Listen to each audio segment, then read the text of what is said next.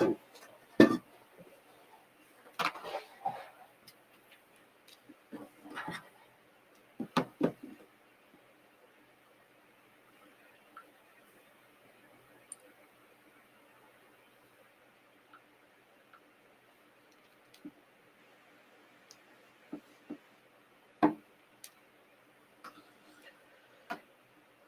evening, everyone.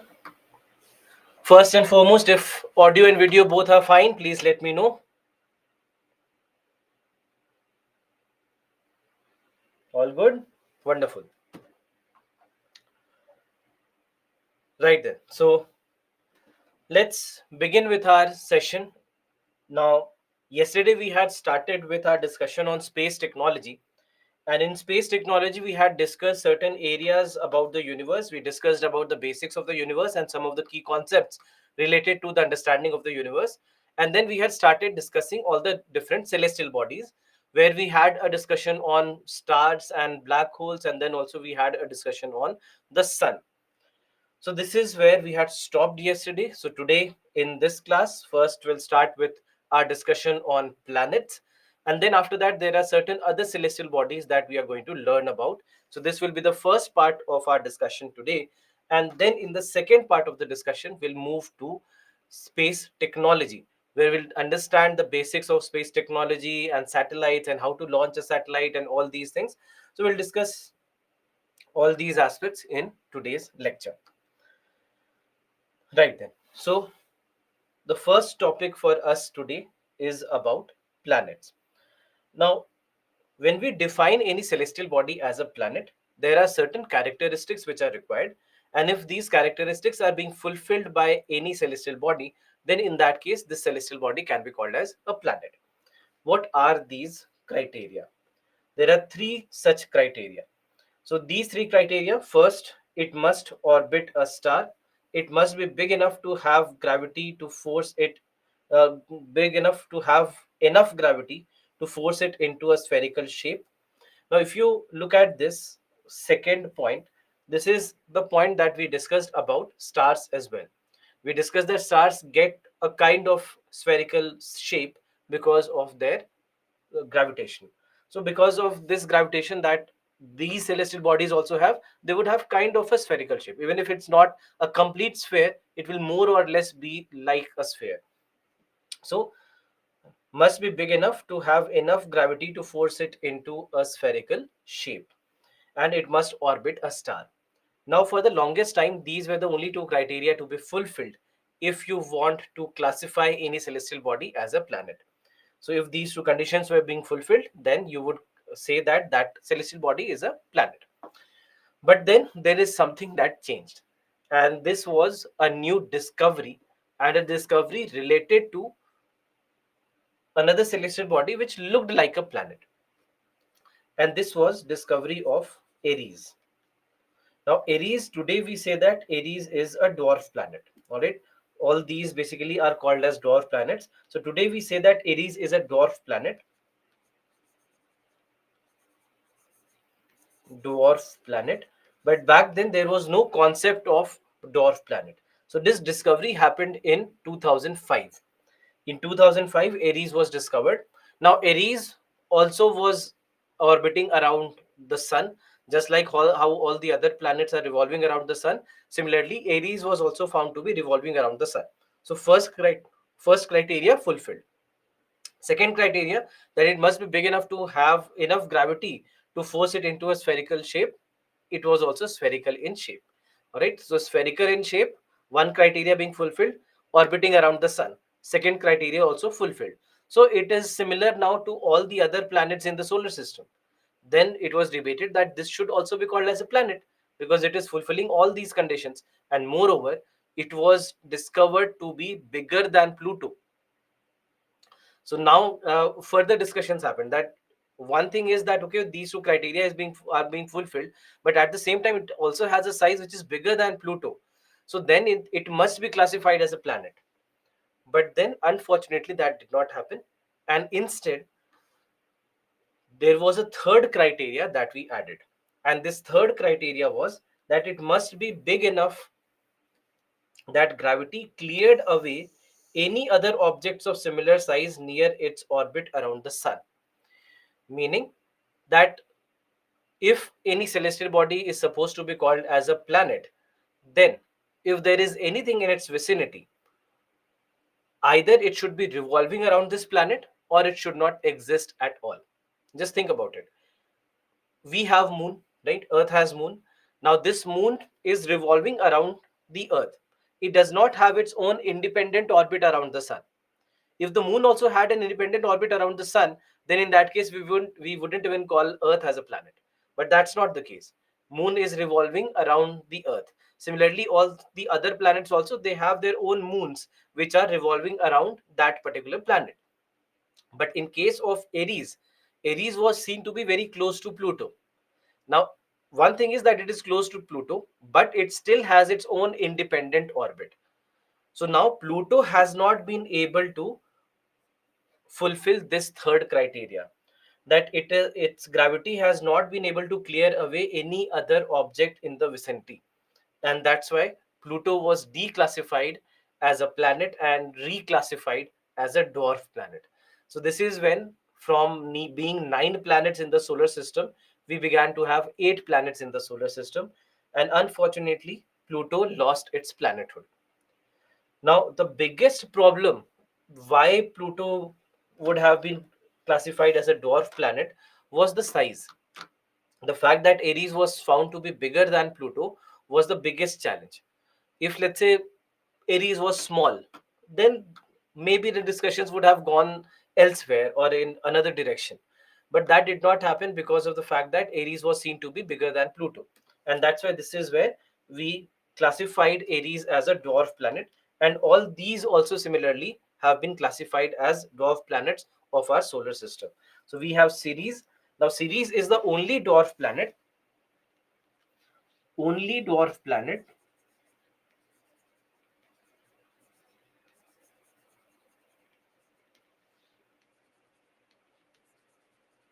the asteroid belt.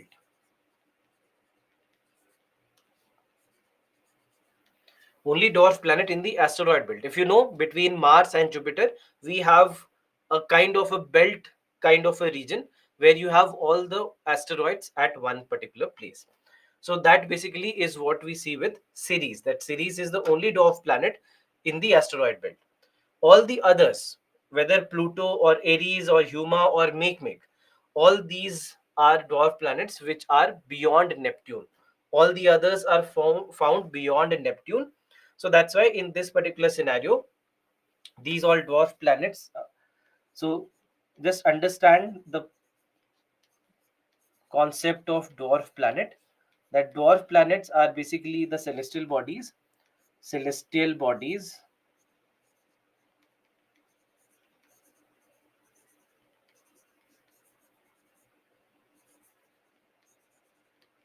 fulfilling the first two criteria,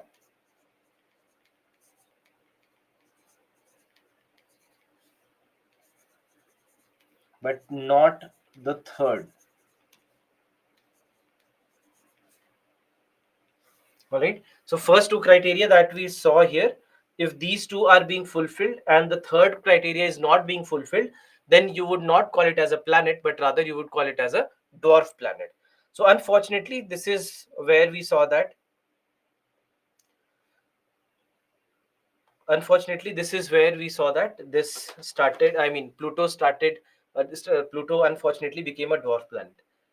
Now, so one, as I told you, that one contributing reason was that Aries was found to be bigger than Pluto, but later it was actually found that Aries is not bigger than Pluto. It was a mistake in calculation, and Aries actually is smaller than Pluto. This was unfortunately found almost 10 years after this mishap happened with Pluto, and ever since then, Pluto unfortunately has been reclassified as a dwarf planet. Still, once in a while, discussions keep on happening whether or not Pluto should be classified as a planet, uh, because of the fact that it was not Pluto's mistake but ours, that we did a wrong calculation, a wrong observation, and that led to probably Pluto leading to be reclassified. So there are still warriors who are fighting for Pluto's justice. And even if you go to Instagram, or if you go to Twitter, etc., you'll find hashtags justice for Pluto. So, but unfortunately, justice has not arrived yet to Pluto, and there are warriors who are still working towards it. So this happens. So that's why just understand what is the basic difference between planet and a dwarf planet. It's only about the third criteria, only about the third criteria, that even, for example, Pluto has its own moons as well. Pluto has its own moons just like all the other planets. So all the other things just remain the same. Just that one criteria, that is the third criteria, has not been fulfilled because of presence of Aries in the vicinity. So that Aries in the vicinity has made the things problematic for Pluto. Now, in case of planets, so just remember that this is how we classify the planets. Apart from that, we have other celestial bodies, and this is where we have three celestial bodies which are very similar to each other. So just understand what they are and how they are different from one another. So we have comets, we have asteroids, and then we have meteoroids.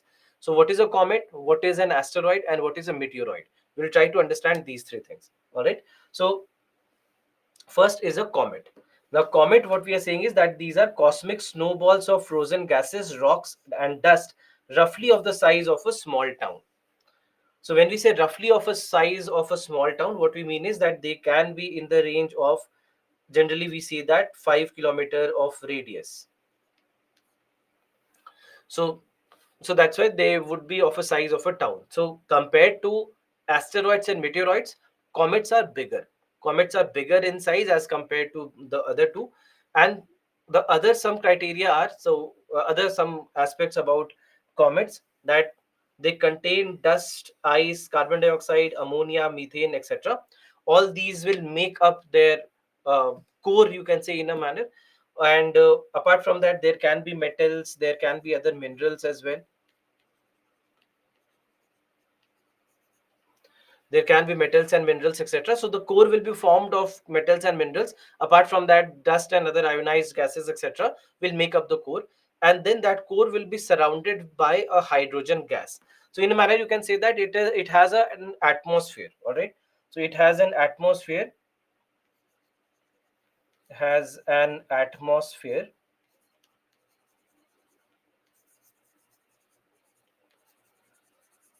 made of hydrogen. It has an atmosphere made of hydrogen. So it's like a hydrogen cloud. All right. Made of hydrogen cloud. It's like a hydrogen cloud all across this comet. Now, one of the most important properties of a comet is that it shows a tail. That, if you might have seen these kind of pictures where comets are always shown with a tail. Now, why the tail? Because they actually make a tail when they come near to the sun. They also have an orbit around the sun, just like all the other planets, etc. Similarly, comets are also having their own orbits around the sun. Most of the comets are found beyond Neptune. All right, most of the comets are beyond Neptune, so that's why they have a very big orbit. They have very big orbits around the sun. But whenever they come close to the sun, all right, whenever they come closer to the sun, this is where a lot of frozen gases, etc., they start to uh, feel that heat, and because of that heat, they start to make this tail. So this kind of a tail that is visible, it is visible when it comes near the sun. All right, this is when it happens when it is near the sun. So that's why when a comet's orbit brings it close to the sun, it heats up and spews dust and gases into a giant glowing head larger than most planets. And this is something that forms a tail that stretches away from the sun for millions of kilometers. All right. So that's why these comets will have a tail when they are nearer to the sun. Otherwise, their origin is beyond Neptune. Most of them are found beyond Neptune, so very far away from the sun. So only when they come closer, this is where they start forming a tail. They start showing up a tail. So comets, important points are that first and foremost, they are bigger in size, that they can have 5 kilometers to up to 10 kilometers radius. Plus, they have metals, minerals, ionized gases, dust, ammonia, carbon dioxide, etc. Hydrogen cloud, which is surrounding everything, and they show a tail when they are closer to the sun. So these are some of the properties of a comet. Then after that we have an asteroid.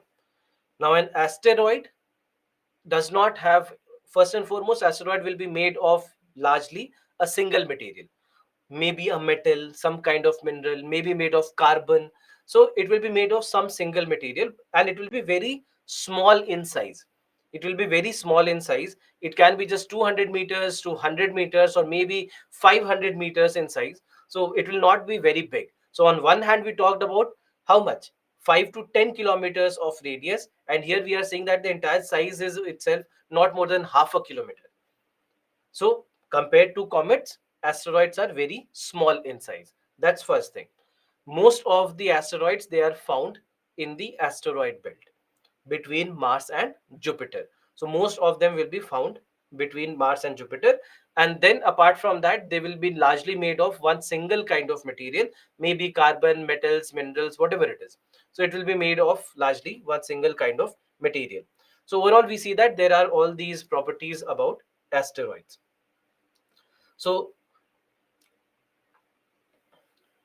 now, so comets and asteroids. Now, apart when it comes to asteroids, there is another concept of something called as a Trojan asteroid. Trojan asteroid.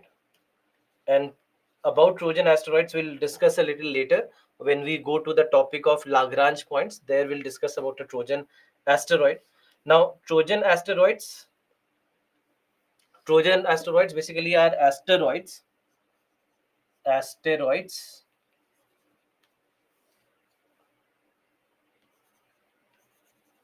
which move along with the orbit of a planet. All right. So Trojan asteroids are the asteroids which move around along with the uh, along with the orbit of a planet. So why Trojan? What is the meaning? We'll discuss about Trojan asteroids later. So asteroids, that's why these are small airless rocky worlds, and they are also known as planetoids or minor planets as well, because they are very very small in size. Now what it is believed is that the asteroids that we have in the asteroid belt, they might have been formed because of certain events that happened in the early solar system.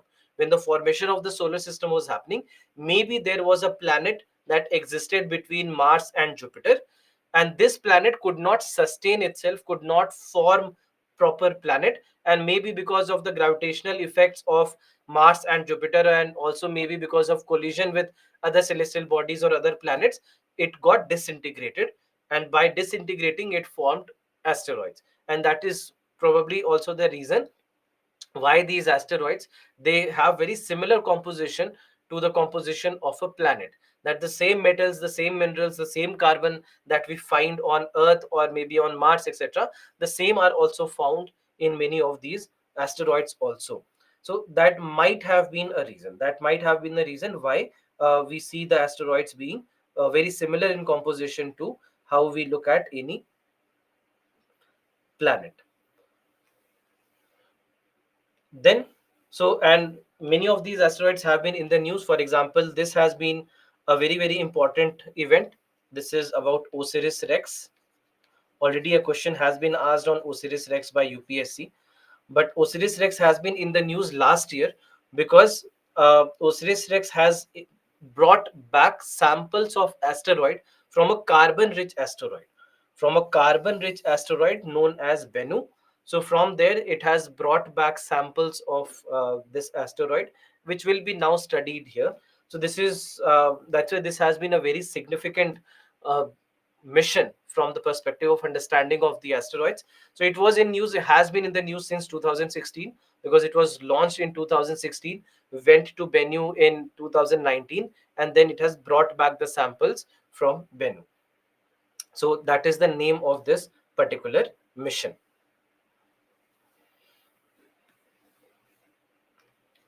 Now the next topic is about meteors, meteoroids, and meteorites. Now what do we mean by these three terms? Let's try to understand. Now when it comes to these terms, all these three terms basically mean the same thing. All right, there's no difference conceptually in what they are, or in their composition. There is no difference, but there is difference based on their place in the space where they exist. So depending on that, we give these three different names. Now, when it comes to understanding of meteoroids become the most important term out of these three. Now, understand what exactly do we mean by a meteoroid. Meteoroid is a small rocky It is a small rock or a particle of debris in our solar system, range in size from just a dust particle to maybe just 10 meters in diameter. So, overall, you can say that comets are the largest, followed by asteroids, followed by meteoroids. All right, so meteoroids are the smallest compared to the other two, and they will largely be made of nickel and iron. So the classifications are done on the basis of what is found in their composition, but largely they are very, very small in size, and they're just roaming around in space. Now this is where understand about meteoroids, that they don't have fixed orbits. Now, if you remember, we discussed about comets, that comets have a fixed orbit, that they are revolving around the sun in a very large orbit because they are found beyond Neptune. And in case of asteroids, also, they are also revolving around the sun, maybe in the asteroid belt, or if not, then along with a planet, that they cling along with a planet and they keep on revolving around the sun. So, both of them have fixed orbits. But in case of a meteoroids are just freely roaming around in space. All right, they just freely roam around and they do not have any fixed orbit as such. Now, meteoroid, when it comes close to the Earth, many a times what will happen is that a meteoroid might come very close to the Earth, and as it comes close to the Earth has its own gravitational field. So Earth will pull this meteoroid towards itself, and as the Earth pulls this meteoroid towards itself, this is where the meteoroid enters the Earth's orbit, and because of the air friction, it completely burns up in the atmosphere. So a meteoroid that completely burns up in the atmosphere as it enters the Earth is called as a meteor. Right, so it is a meteoroid only, just that when it enters the Earth, because of the air friction, it is completely destroyed. All right, it is completely destroyed, it completely burns up in the atmosphere itself. And this is what happens to 99.99% of all the meteoroids that are pulled by the Earth. But in certain cases they may not completely burn up. All right, they may not completely burn up, and if they do not burn up completely, then in that case they are called as a meteorite. That a meteoroid that survives the falling through the Earth's atmosphere, and this is where it you can say that small particles or stones or debris, they reach the surface of the Earth, then in that case they are called as a meteorite. So that's the basic difference between a meteoroid, a meteorite, and a meteor. So just understand this, that meteoroid basically they are found in space, a meteor when it is in the atmosphere, and meteorite when it falls on the Earth. And when it comes to meteors are very famous also. They are also called as shooting stars, right? We call them as shooting stars and we make wishes.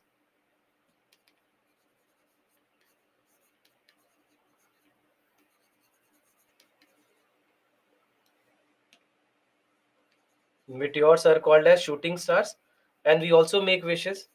And this kind of a wish might have led to the downfall of the entire species of dinosaurs. Now, what we know about dinosaurs is that the reason for their extinction might have been a meteorite. That a meteorite that fell on the Earth may have been bigger in size, and a lot of them may have just fallen onto the Earth simultaneously. And with their impact on the Earth, with the kind of impact that they had, a lot of dust might also have been spewed. And because of this, the entire atmosphere might have been covered because of the dust and everything, and the settlement might have taken a lot of time. These kind of conditions might have prevailed for a long duration. That is something that might have just cut off all the sunlight, cut off everything that is required for life to survive on the Earth. photosynthesis might not have happened, a lot of plants died. If the plants die, the animals would die. If the animals die, the other animals which are dependent on these animals would die. And ultimately this led to, it is believed that this led to something called as a mass extinction. Mass extinction. So mass extinction is a concept where a lot of species simultaneously lose their lives. And it is believed that in this mass extinction, almost 85% of all the species, 85% of all the species lost their lives. 85% of all the species that lived on the earth back then, they all lost their lives because of this event that happened when a meteorite, not one meteorite but maybe multiple meteorites simultaneously were able to escape the atmosphere and reach the earth, collide with the earth, and that led to the downfall of 85% of the species that lived back then, including the dinosaurs. So this is basically what might have happened at that point of time. Read this question.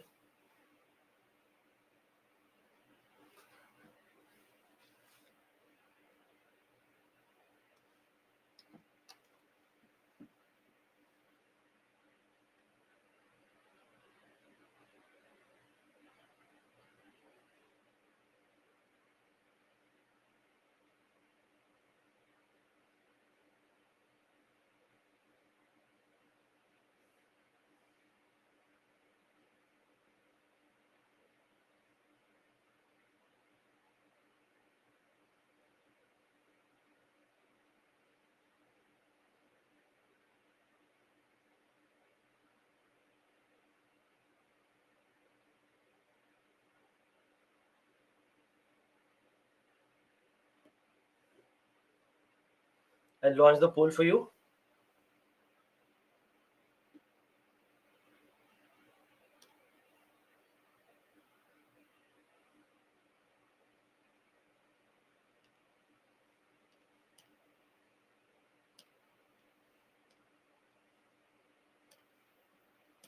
Please mark your answers.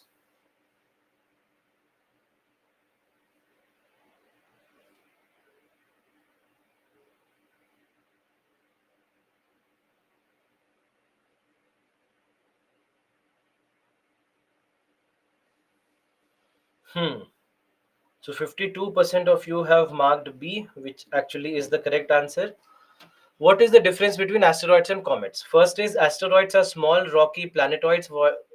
Small rocky planetoids. This is fine. While comets are formed of frozen gases held together by rocky and metallic material. We discussed that metals, minerals, etc. will be there. So this is perfectly fine. Then second is asteroids are found mostly between the orbits of Jupiter and Mars, which is good. While comets are mostly found between Venus and Mercury, this is wrong. We discussed that they are mostly found beyond Neptune. Please pay attention to the class. This is wrong. Comets show perceptible glowing tail. This is also correct. While asteroids do not. This is also correct. So 1 and 3. Correct answer will be B. 1 and 3 only.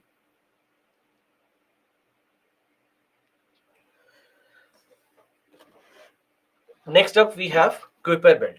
Now, when it comes to Kuiper Belt and understanding of this particular segment of our solar system, this is one area which is something that spans beyond Neptune. All right, this is an area that spans beyond Neptune, and in this particular segment, what we see is that it stretches between 30 to 55 astronomical units.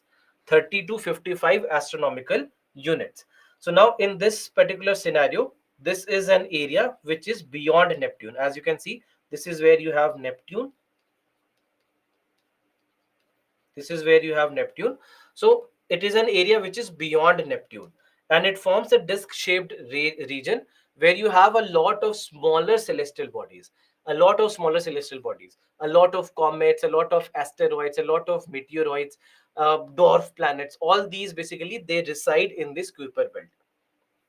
So uh, a large number of smaller celestial bodies smaller celestial bodies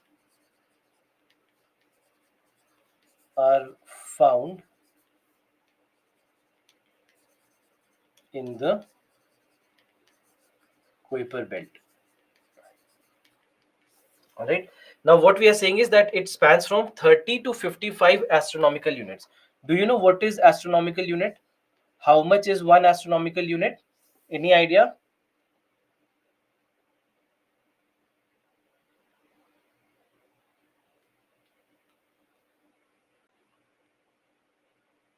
Yes, the distance between the sun and the earth approximately 150 million kilometers. Good. So, one astronomical unit is approximately 150 million kilometers, which is basically the distance between the sun and the earth. The distance between the sun and the earth is called as one astronomical unit. So we are saying that it starts from 30 astronomical units, meaning that now we have reached a distance that is almost 30 times the distance between the sun and the earth. And from there on, it is basically it goes up to 55 astronomical units. So this is how we look at Kuiper belt. Now, why a lot of these smaller celestial bodies are able to exist here is also because of the fact that now we have come very far away from the sun, and because of that the gravitational pull of the sun is lesser now. So the gravity is not as strong as it is up to, let's say, the earth or maybe other celestial bodies, etc. We have come way away from there, and that's why it becomes easier for many of the celestial bodies to exist here in this particular region. Because the same celestial bodies, if let's say they were closer, maybe near Mars or Earth or Venus, etc., then they would have been pulled by the sun because of the very strong gravitational pull of the sun.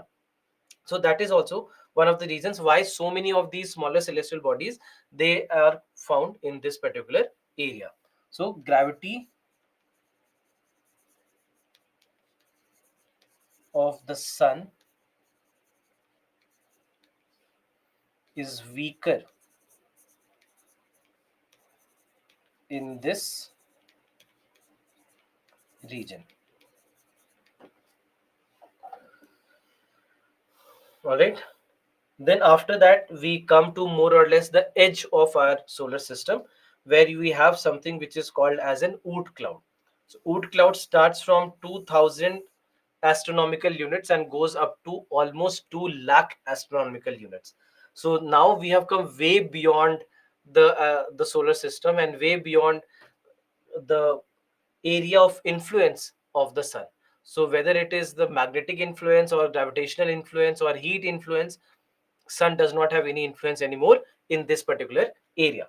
So now this is an area, what we see is that vast majority of Oort cloud objects, they have ices such as water or methane, ethane, carbon monoxide, hydrogen cyanide, etc. All these are present. A mix of all this is present in this particular region. So this is how we look at all these things that are present in the Oort cloud. So if you see, Oort cloud is where everything ends. Basically, this is where we have something called as heliopause. And heliopause, when it comes to this word helio, it is something which is related to the sun. All right, wherever you see this term helio is something related to the sun. So when we say heliopause, this is where the sphere of influence of the sun stops, and beyond this it is very difficult for sun to have any influence on any of these things that you have beyond it. So that's why Oort cloud is where you can say, in a manner, it becomes a boundary between our solar system and the other solar systems and the other star system. It becomes the no man's land. In a manner, how you have a no man's land between two borders of a country, similarly this is like a no man's land between our solar system and the outer solar systems or the other star systems. So for example, beyond this we have Alpha Centauri, etc.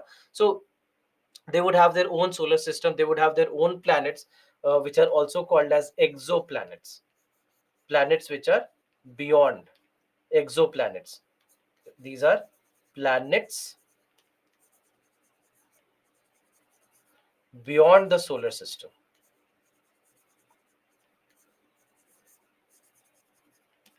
Or let me say beyond our solar system. Beyond our solar system. These are called as exoplanets, and there have been missions to even find life on these exoplanets. There has been one mission, for example, Kepler mission. Uh, Related to that, this question was also asked in your paper 2015. This question was asked in your prelims exam.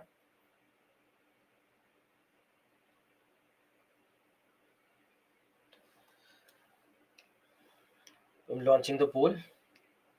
If you know, it's fine. If you don't know, I'll tell you.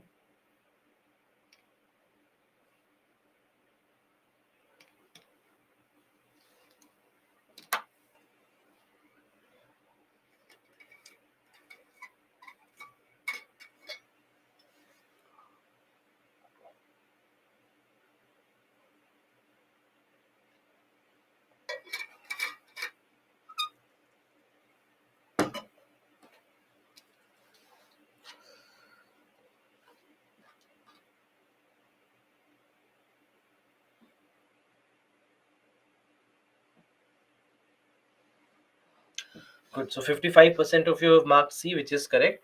The term Goldilocks zone is often seen in the news in the context of. So Goldilocks zone basically is, in a manner, you can say, the habitable zone. Habitable zone around any star. Habitable zone around any star is called as Goldilocks zone. So there was this Kepler mission that was launched, and this Kepler mission was in news back in 2014-15 also.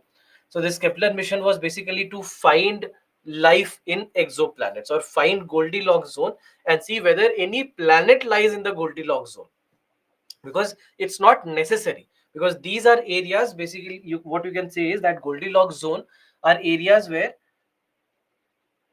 the areas that are marked by moderate temperature. They have moderate temperature. So these are areas which have moderate temperature, not very cold, not very hot, just like what the Earth has. So that's why now for any star, there will definitely be a region where you do not have very hot or very cold temperature, but it's not necessary that a planet exists there. Correct? It's not necessary that a planet exists in this Goldilocks zone. And even if a planet exists, there are many other factors that have to go right for that planet to have life. So there are a lot of other contributing factors also that has led to Earth having a life support system here. Otherwise, there are others also which are in the Goldilocks zone. For example, even Venus lies in the Goldilocks zone. But Venus does not support life. It has very extreme conditions and it can never support life, at least as of now. So that's why first you have to see where Goldilocks zone lies, and if there is any planet that is there in the Goldilocks zone, and even if there is a planet, does the planet have other conditions that are required to support life? So there are a lot of things that need to go exactly right for a planet to support life system. So the question was about this. So limits of habitable zone above the surface of the Earth. It's not above the surface of the Earth, but beyond the solar system. So that's a wrong. Region inside the Earth where shale gas is available, not related to shale gas. Search for Earth-like planets in the outer space, because we are trying to find habitable planets, and that's why C is correct. Search for meteorites is also wrong. So any question until now?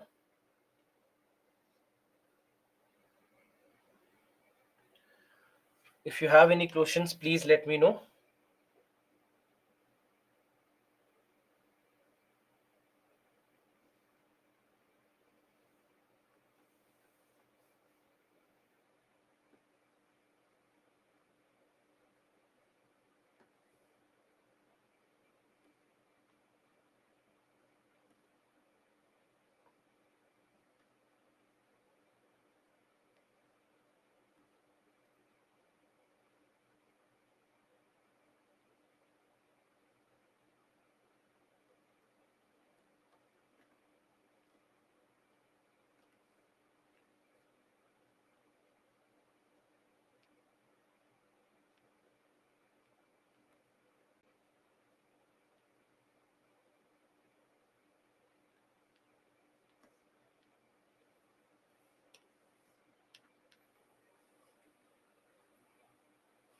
What is shale gas? Shale gas, though, we had discussed in the last chapter. We had discussed that these are uh, methane based fuel that we have been able to extract. So, shale is that. Shale basically is a kind of methane based fuel.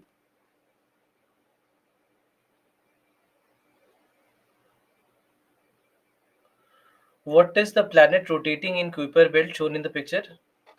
What is the planet rotating? Okay, this one, this is Pluto. So, not exactly planet anymore. So actually, Pluto's orbit is a bit different than what has been shown here.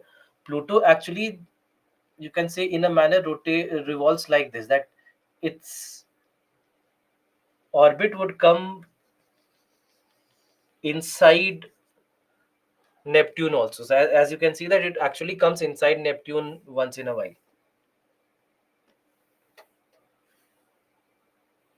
Is there another solar system? Yes, there are. You can say billions of solar systems. Every star probably can have its own solar system. So that's why there are billions of solar systems out there.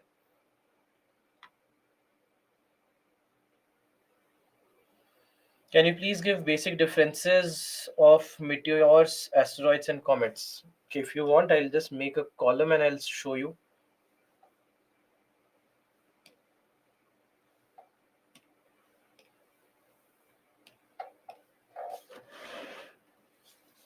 So we have asteroids. Or let me start with a comet. So we have comets, asteroids, and meteoroids.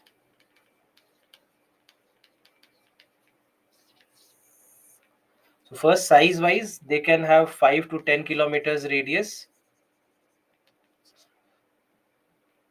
up to 5 to 700 meters in size, and they are up to just 10-20 meters in size. So that is the first difference in terms of their sizes.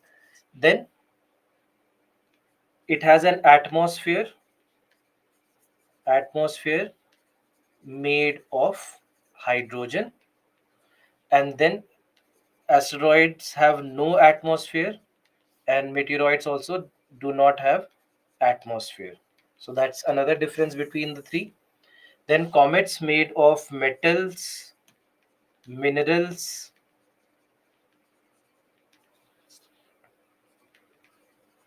ionized gases, carbon dioxide, methane, etc. Made of single material mostly. It could be a metal, it could be carbon, it could be other minerals. And here, meteoroids largely made of iron or nickel.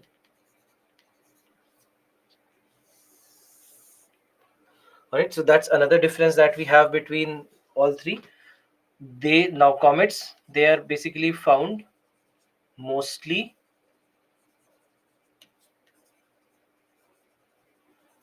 beyond Neptune. Asteroids found mostly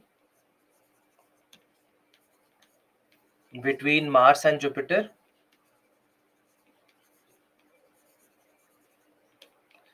and again found mostly beyond Neptune.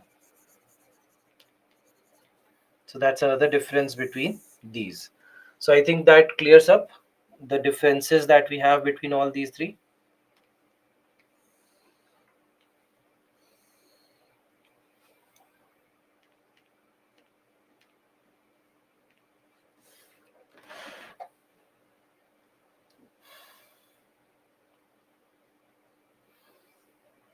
How man survived during shooting of meteors? Human beings did not exist back then. It was the Jurassic era.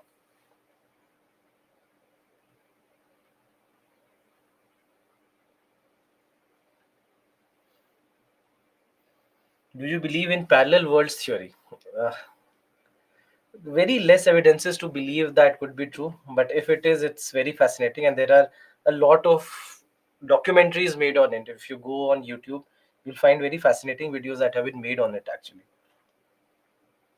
where they have many scientists have tried to explain that why there is a possibility that multiverse system could actually be something that may exist. What is Oort cloud part of our solar system? See, generally speaking, we say that Oort clouds belong neither here nor there. That more or less they are seen as boundaries between the solar system of this system versus the other one. But you can say, in a manner, they are like the outer boundary wall. That if you have a home and you have the outer boundary walls, then Oort clouds are are like the outer boundary walls.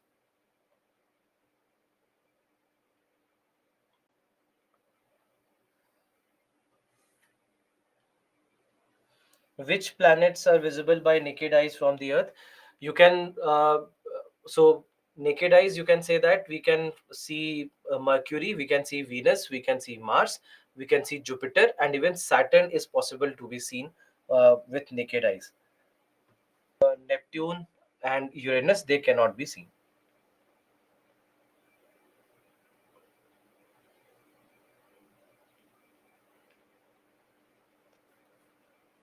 Why asteroids are called planetoids? Do they fulfill the criteria? No, they do not fulfill the criteria, but they are called as planetoids because they are seen as remains of early planets many a times, that they might have become, they could be broken pieces of planets from the early solar system, and that is one of the reasons why these kind of names have been given.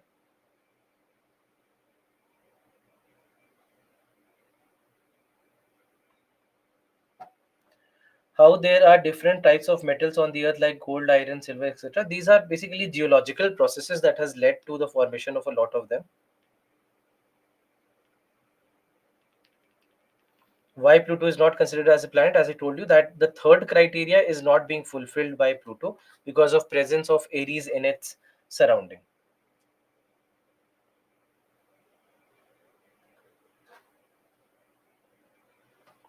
Please mention distance units in comets. I don't understand what you're meaning. Can you clarify your question?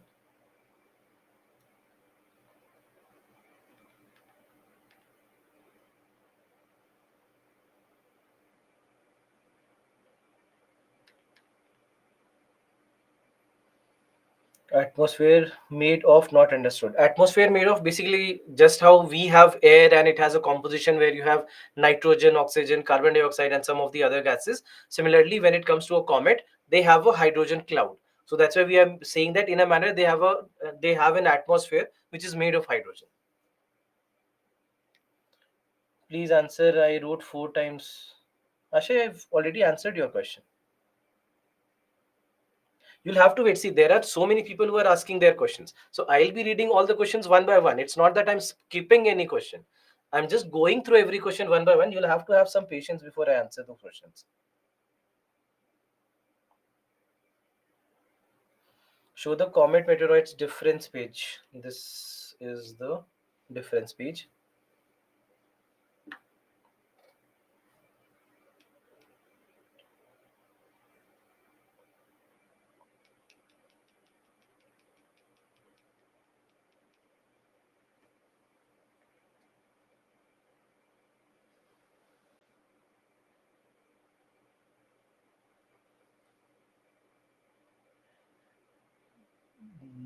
Mhm. This teaches lesson that don't wish anything. No, you are always welcome to wish for things, but make those things possible, whatever you wish for. So, more than wishing for something, working for something is more important in life.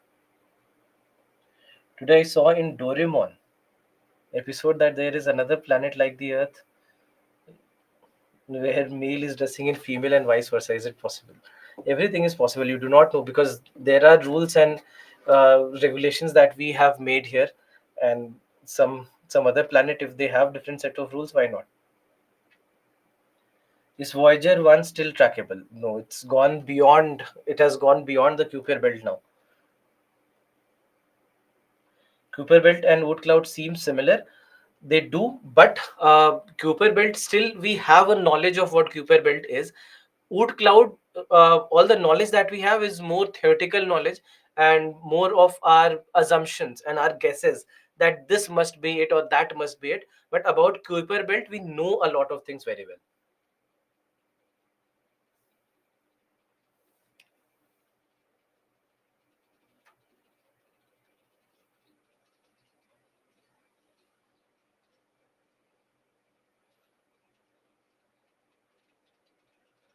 Hmm. All right. Bhavesh, if you have a question that is worthy of this session, then you can ask those questions. Otherwise, if you're not interested, I can't help you.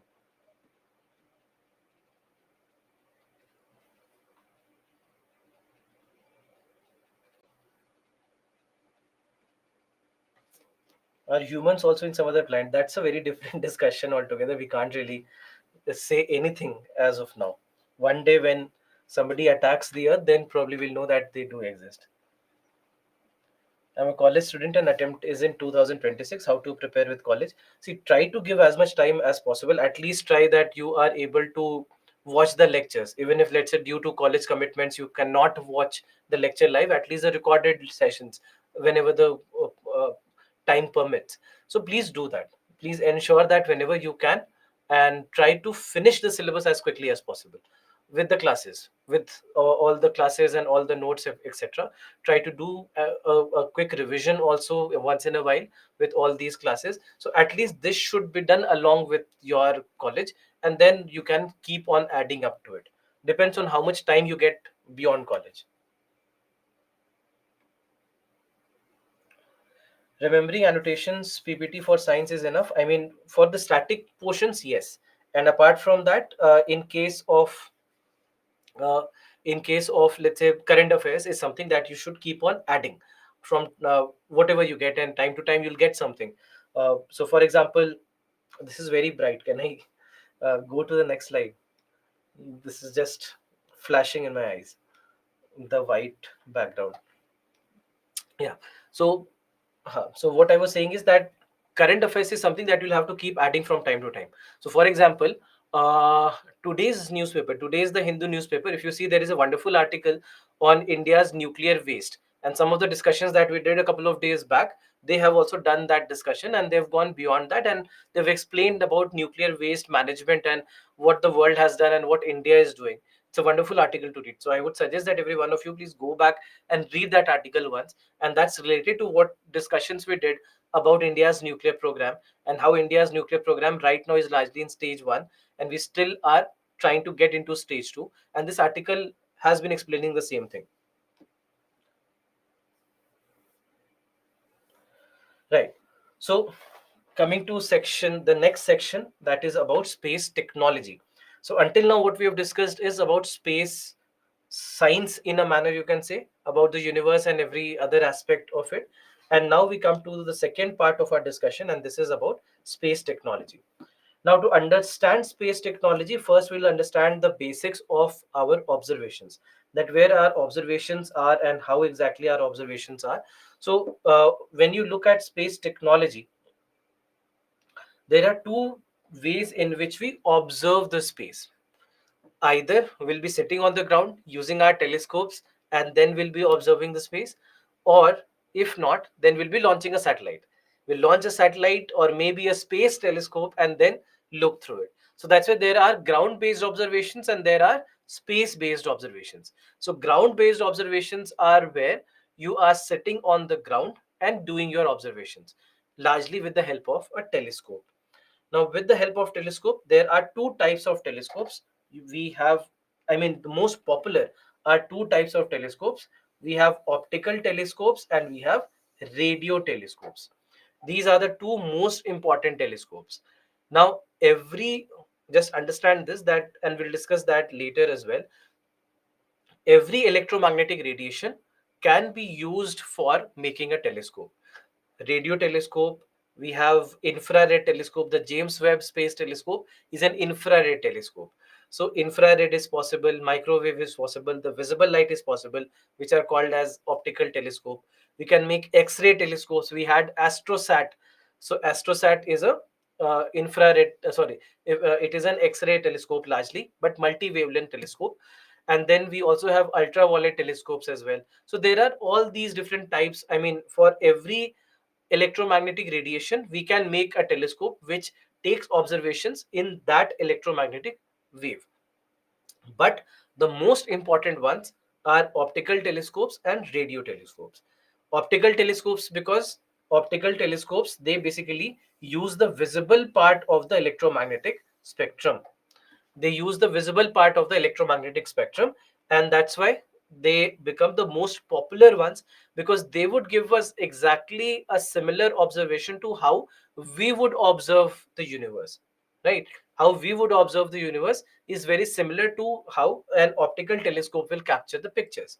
So that is why we see that optical telescopes, they become important, because they give us exactly the same kind of observations as we perceive the world.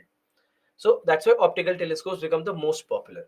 And when it comes to India's optical telescopes, there are three telescopes that we have in India. One is in Devsthal in Uttarakhand, one is in Hanle in Ladakh, and then one is in Javri Hills in Tamil Nadu. So these are the three telescopes that we have in India, three optical telescopes that we have in India, out of which the most important one for India has been the one at Hanle. And Hanle, if you know, very recently it was also in the news, because Hanle has been also now, it was in the current affairs. If you remember, it was in the current affairs that we are building something called as Dark Sky Reserve.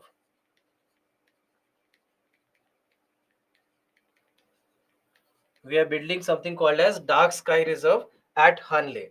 Have you seen or seen this news? Read about this? Something related to astro tourism?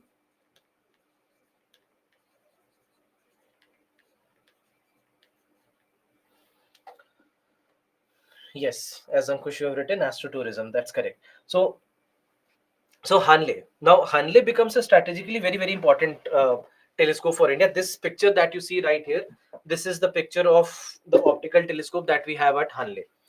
And this is a picture that I had taken. I had gone to almost 3 4 years, 3 years back almost. I had gone to this place to see this telescope, and I also went inside. They also shown me around, and this basically is where this opens up, and they basically would take the pictures. I mean, they would use the telescope from there. So they also had given me a walk around of the telescope inside. So now, why Hanle has been chosen as dark sky reserve and why this becomes the most important telescope for India is fairly because of its location. And when it comes to the location of Hanle is extremely uh, well suited for any optical telescope, because Hanle is in Ladakh and it is very far away from any kind of human settlement. I mean, for example, if you go to Hanle, hardly in that village, hardly 100 people live. Plus, apart from that, there are ISRO scientists and uh, personnel from the Indian Army, because it is very close to the China border. So very close to China border, and also very difficult to reach. It would take almost 6 hours for you to reach from Leh city to Hanle, and that too, there is only one bus that goes every week. Every Saturday morning, one bus goes to Hanle, and every Sunday morning it comes back. So that's the only bus in a week that runs to Hanle. So that's why reaching there is not that easy. Otherwise, you can do a cab and you can go. For that, you'll have to sell some land that you own, and then only you can pay for that cab. And so otherwise reaching there is very, very difficult. And also it has no electricity. They completely run on solar power. So in the evening, an LED light bulb will be available for you for a couple of hours, and after that even that won't be there.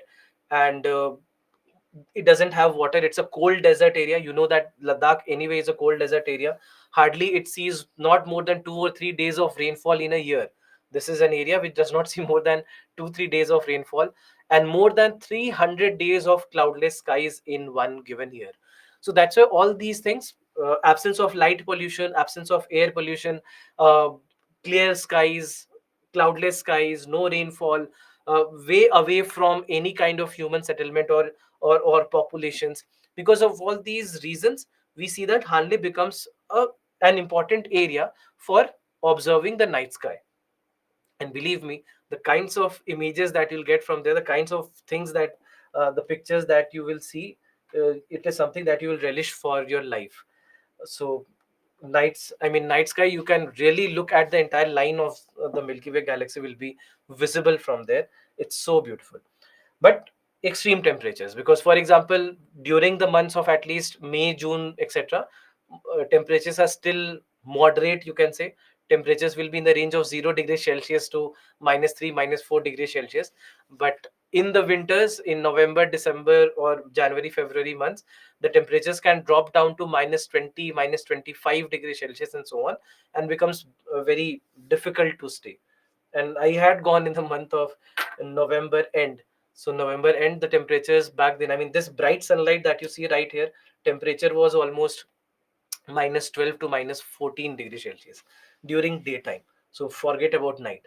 So, but because of very low extreme temperatures, there was nobody else who was visiting Hanle about apart from me. So that was a good thing. And also there are no mobile networks there, so you can't talk on the phone. So everything is good. And if you want to prepare well, if you want to revise well, away from any distractions that you have, you can go there and study there for 3 weeks, 4 weeks, or and then come back. You would have nothing else to do but just to go and revise and study and do nothing else. So anyway, so that's why I understand why, I mean, why I'm telling you all these experiences, because you should understand why dark sky reserve is being, why this area is being denoted as dark sky reserve by India. Because Hanle, not only for India, but in the world, it has been found to be one of the best places to view the night sky, one of the best places in the world to view the night sky. So that's why that's the beauty of this area, and that's why this has been in the news, for being denoted as India's dark sky reserve. And also the kinds of observations, a lot of observations that India has made, it actually has been because of this one uh, telescope right here. So that's why this telescope is very, very important strategically for India. Then there are radio telescopes. Now, radio telescopes will capture the invisible radio waves of the electromagnetic spectrum. So, radio waves, the same waves that our mobile phones also use, the same waves that you also use for getting the internet. So, the same radio waves are used for making telescopes also. And the advantage of radio telescopes is that radio waves are longer and they travel longer distances.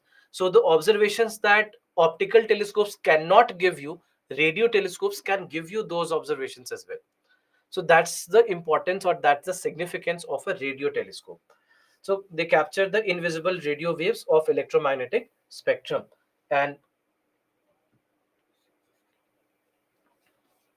they can observe they can observe farther than any other telescope.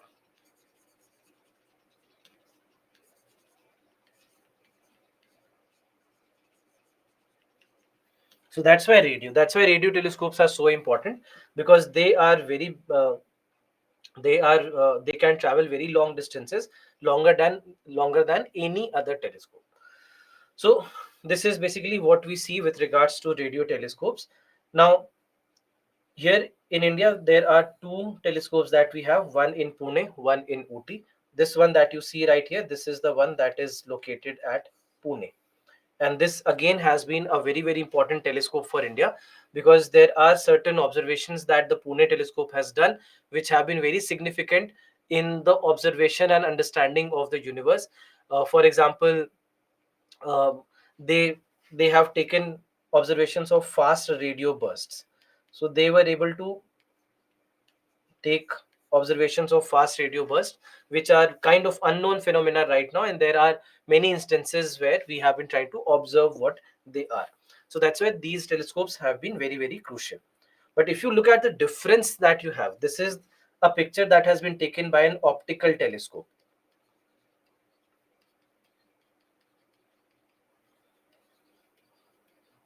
And this is a picture that has been taken by a radio telescope. So you can see clearly that the optical telescope, the kind of picture that it has taken, is similar to how we observe, right? How we observe and how we would see if we were seeing a planet, and if we were able to see the planet with our naked eye.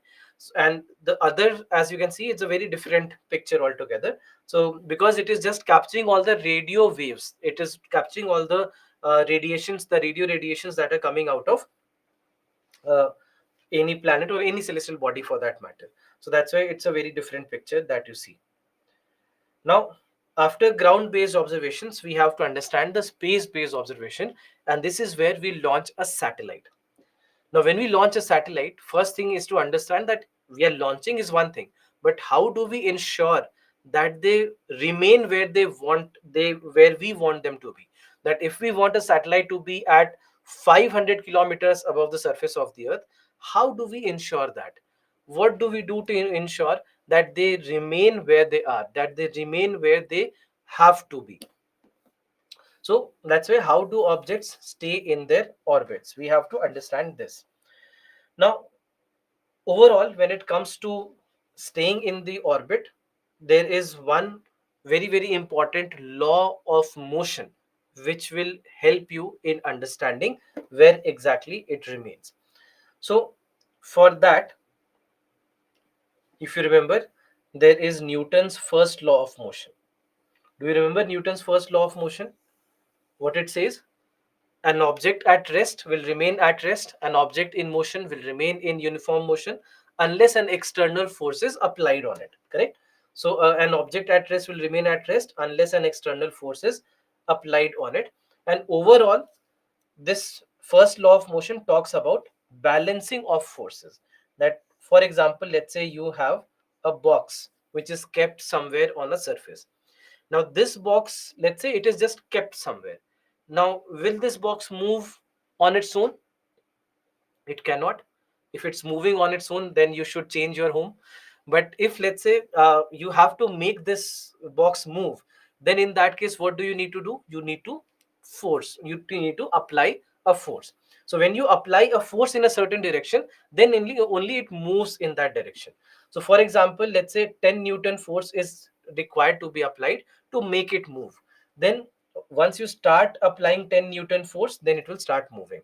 But let's say somebody else applies 10 Newton force from this side, then it will remain where it is.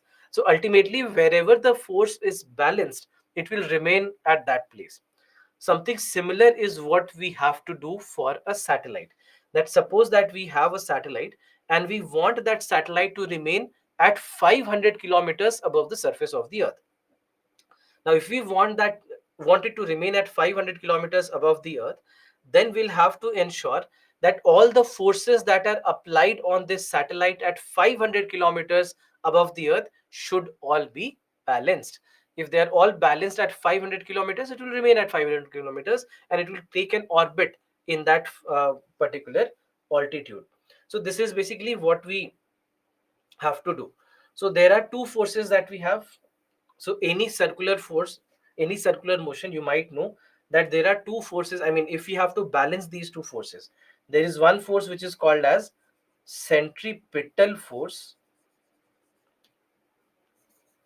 and there is another force which is called as centrifugal force.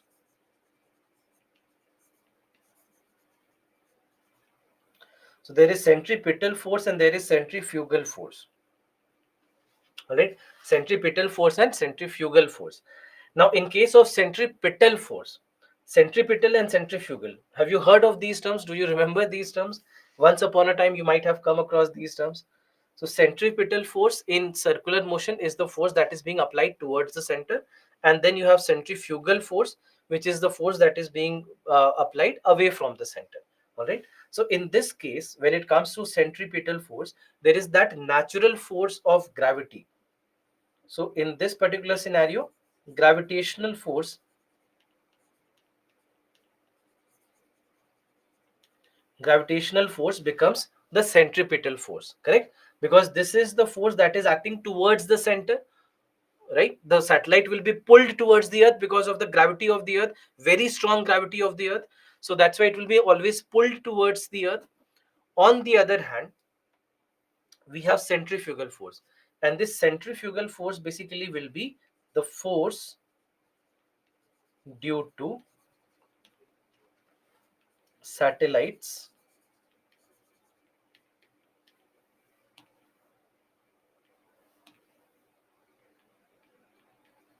satellites motion, or rather let me write circular motion.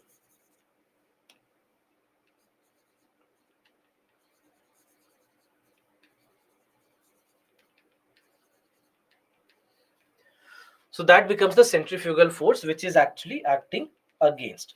So that's why centrifugal is acting against and centripetal is acting towards. And this way, when you have balanced these two forces, wherever you balance, it's your choice. Because if, let's say, I want to launch a satellite at 100 kilometers above the earth, then I'll have to ensure that the forces are balanced at 100 kilometers. If I want to launch it at 20,000 kilometers, then I'll have to ensure that these two forces are balanced at 20,000 kilometers. So that's why it's all about balancing of these two forces. Wherever we are able to balance these forces, that will be the place where you establish the orbit of any given satellite. All right. So that is how we do the things. That is how we'll ensure that these two always remain in equilibrium in a manner that the orbit will remain intact. There is this one question that has been asked in your prelims as well. It's kind of a difficult question that they have asked, but just go through the question. And meanwhile, I'll also launch the poll for you.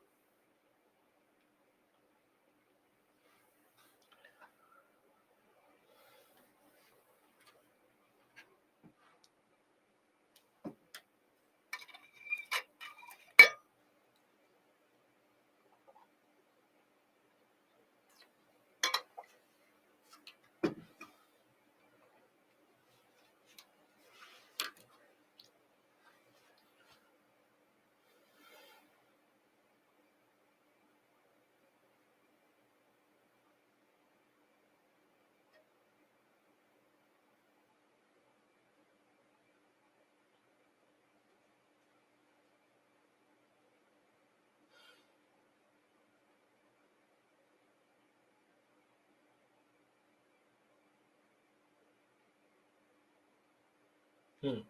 So, as I expected, between C and D, a lot of you are confused.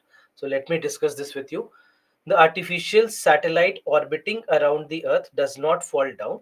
This is so because attraction of the Earth. So, attraction of the Earth meaning what? We are talking about gravity. Does not exist as such height. This is wrong. How would it not it? How wouldn't it exist? It exists as far as the moon, which is at 3,84,000 kilometers away, is neutralized by attraction of moon. That's not possible. It's not possible to be neutralized by the moon. Moon is 3,84,000 kilometers away, and we are talking about something that lies at 500 kilometers or 1,000 kilometers or maybe 20, 30,000 kilometers. Moon cannot do anything. First and foremost, moon has a mass which is one-sixth of the earth, so its gravitational force also will be one-sixth of the earth, and that too for from very far away. So then moon cannot play any role here. So A and B definitely wrong. So I saw that some of you have marked B, but just think of it conceptually, that can moon do anything? Moon cannot. And that's why we did not even discuss anything about the moon. That moon plays no part here. All right. Now, between C and D, the real confusion starts.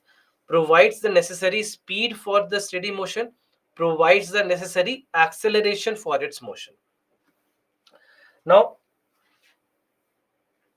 first thing first, what we are saying is that there are two forces that have to be balanced. For anything to remain in its place, there are two forces to be balanced. Here, one force is of gravitational force, right? So one is gravitational force, which is also centripetal force, which is basically the force acting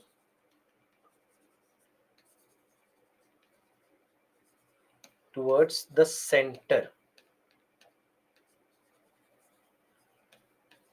of the circle. So here the center of the circle is this earth. So gravitational force basically is that centripetal force. And on the other hand, you have the centrifugal force. This is the force acting away from the center,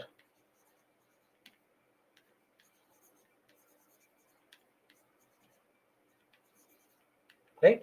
Now, in this particular scenario, provides necessary speed for steady motion, and then it also talks about speed, and the other hand it is talking about acceleration.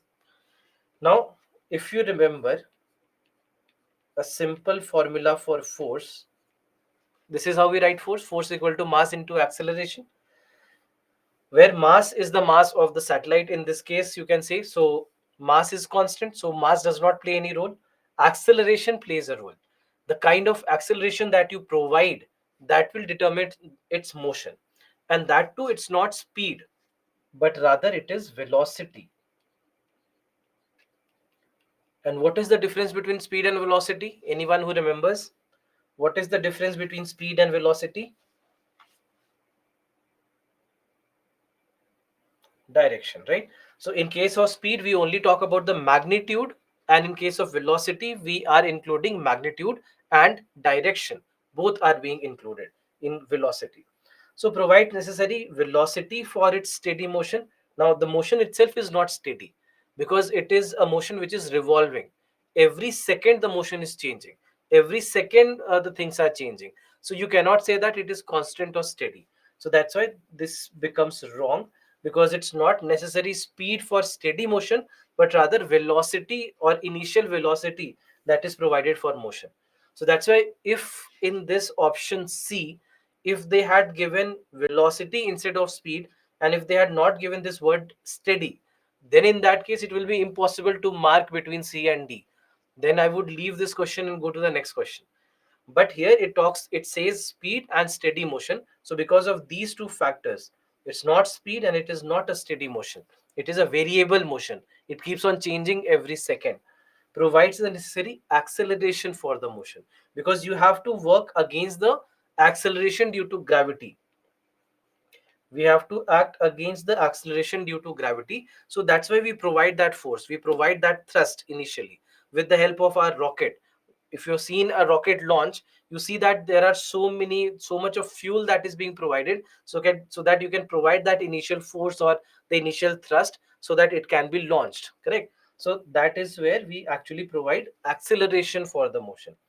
And if you think just about this force, because we are saying that we are trying to balance the forces, and wherever you balance the forces, that is where it will start revolving in that particular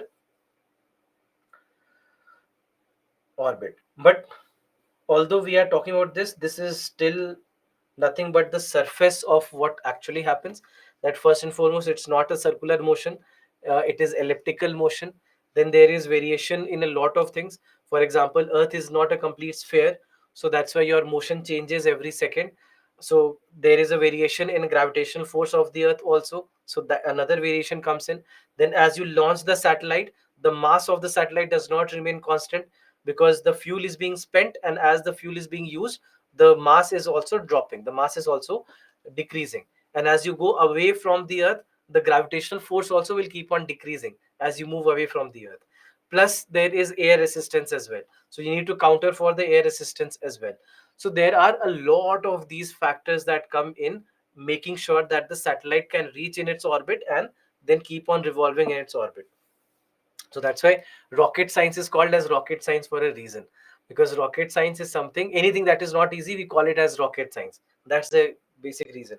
Because launching a satellite into an orbit is not an easy job, and it's not only about centripetal and centrifugal force. That's enough for our discussion, but that's not actually what happens. That's This is just, you can say, where it starts from, and then after that we built upon it, and there are a lot of concepts behind the scene that lead to the launching of this satellite into the required orbit. And that's why you look at how many countries do even have their own center, or they have their own space organization. Apart from India, there are handful of countries in the world which have their own capability to launch a satellite uh, into space, right? So that's why, because it's not easy, it's one of the most difficult things that we have been able to achieve as humans. Now, coming to the types of orbits. Now there are different types of orbits, and you might have heard of a lot of different types of names of orbits. So what are these orbits? Let's say geosynchronous orbits, geostationary orbits, sun synchronous orbits, and whatnot. All these different types of orbits can basically be divided into three groups: the groups of low Earth orbit, medium Earth orbit, and then high Earth orbit. So these are the three groups into which all the orbits can be divided. First group is all the orbits which are in the range of 180 kilometers to up to 2000 kilometers above the surface of the Earth. Then we have mid Earth orbit, which starts from 2000 kilometers and goes up to 35,786 kilometers. And then we have high Earth orbit that goes at or beyond 35,786 kilometers. Now, why such a specific figure? Why 35,786? There must be a reason that we have such an exact number here. Now, the reason why this number has been chosen, the reason is that when a satellite is at 35,786 kilometers above the Earth, this is where the time period of revolution of it completing one revolution would be 24 hours. So, at this height, satellite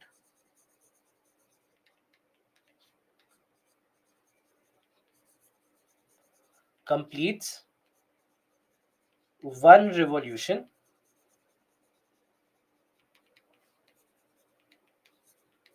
in 24 hours. All right, so that's why this number 35,786 has been chosen, because when we have any satellite launched to this height, this is where it will complete one revolution in 24 hours. And what is the significance of 24 hours? This is the rotational period of the Earth. So Earth rotates in 24 hours, satellite revolves in 24 hours. What happens then? Why 24 hours? What will happen to this satellite if it is completing one revolution in 24 hours? Anyone who knows, or can you think of it? What is the significance?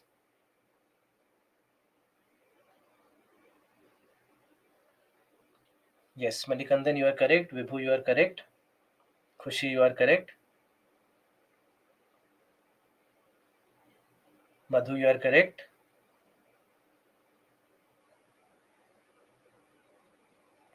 Tulsi, you are correct.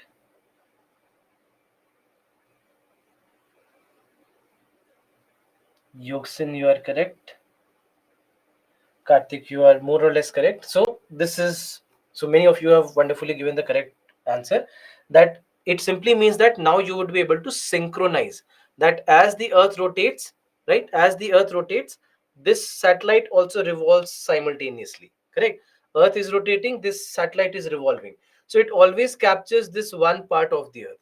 It will always be synchronized with this one part of the Earth, and that's why these kind of satellites will also be called as geostationary satellites. Geostationary. Why geostationary? Because it is stationary with respect to a point on the Earth, with regard to a point on the Earth. And that's why geostationary satellites. So that's why this point especially becomes important, because this is where you will be able to synchronize with the rotation of the Earth. Now, when it comes to understanding of these orbits, there are three factors that become very, very crucial in making any orbit, or in determining what orbit we want to go to. First such factor is height. Now, understand the importance of height. Suppose that we have, let's say, you have the Earth like this, and we have 2 points. Let's say there is one point which lies right here. Let's say this is A, and then there is one point which is here at B. Suppose that A is at 500 kilometers, and let's say B is at 35,786 kilometers. Suppose that we have these 2 points. Now, if I ask you that, let's say, I had to take, if I had to take pictures and videos of the Earth, pictures and videos of the Earth Which is the more suitable point? Is it A or is it B? I'm launching the poll quickly, and please mark your answers as quickly as possible. So, if I had to take pictures and videos of the Earth, do you think A is more suitable or do you think B is more suitable?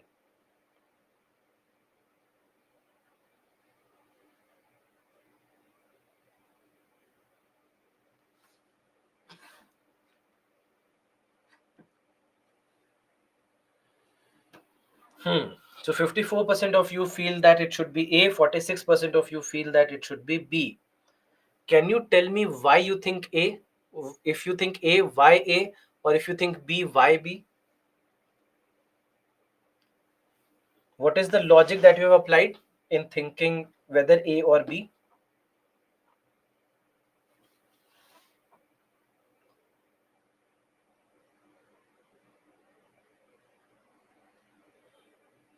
So for A, many of you have given the correct answer.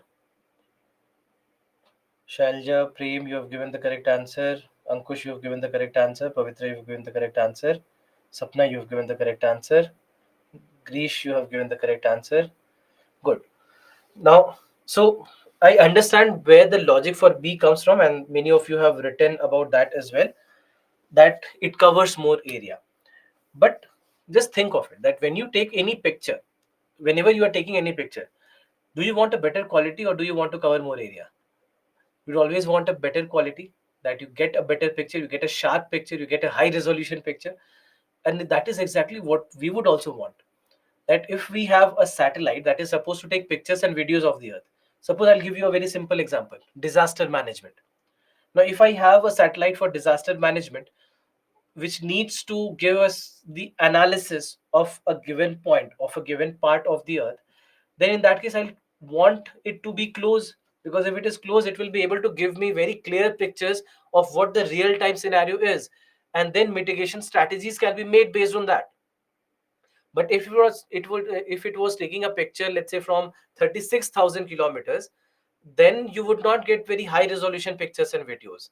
So then it will not be as useful as it would have been if the same satellite was at A. So that is why A. That is why we would choose A for taking pictures and videos of the Earth, because you would get better quality.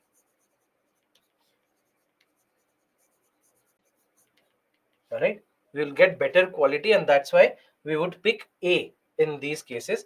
And that's why these satellites, they are also called as Earth observation satellites. These satellites, and we'll discuss about them later, these are also called as Earth observation satellites. Earth observation satellites, also called as remote sensing satellites. Remote sensing satellites. So that's why these names, remote sensing satellites, or let me write it clearly.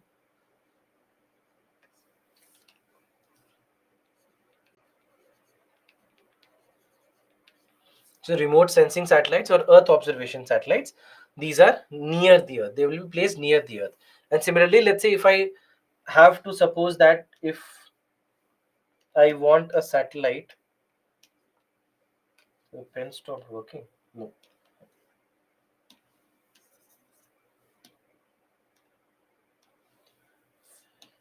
Suppose that I have a satellite for communication. So in that case, where should I keep a communication satellite? A or B? And tell me with reason. Why do you think A or why do you think B? What should I prefer? Should I prefer A or should I prefer B in keeping a communication satellite?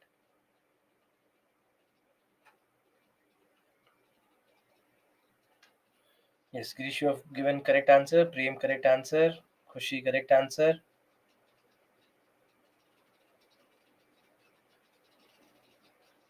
Ankush, correct answer. So answer here will be B, and this basically because this will cover more area. So that's why you'll have better communication, because it will be able to cover more area. Now, can we keep a satellite for communication at A? Yes, we can. We can keep a satellite for communication at A also. But if you do that, then in that case, you'll have to use a lot more satellites because the range will be very poor. The range will be very poor. So, for example, let's say from A, if this is the range, sorry, from B, let's say if this is the range from B, then equivalent to that, A would have covered only this much of area.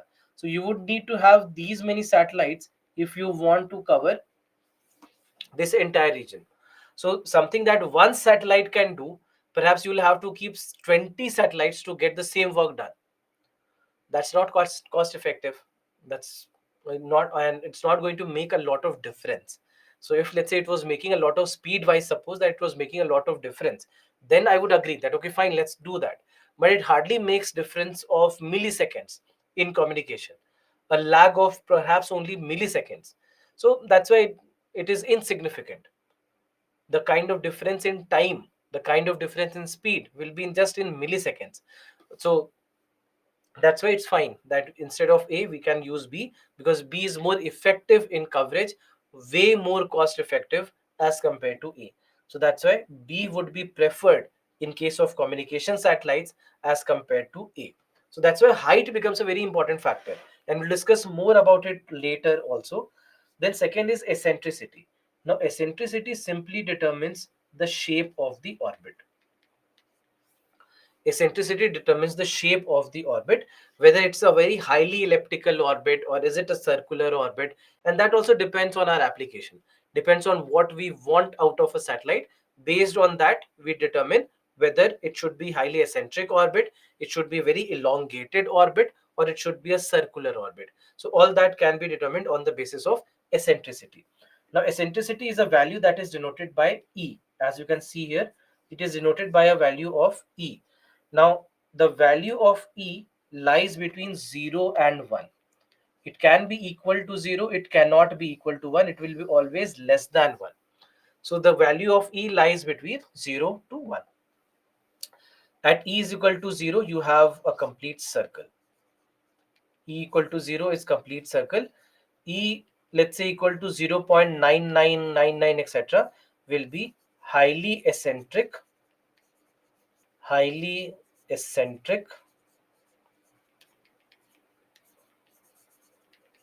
ellipse. All right, it will be highly eccentric ellipse, meaning that it will be highly elongated. Let me write an easier word: highly elongated.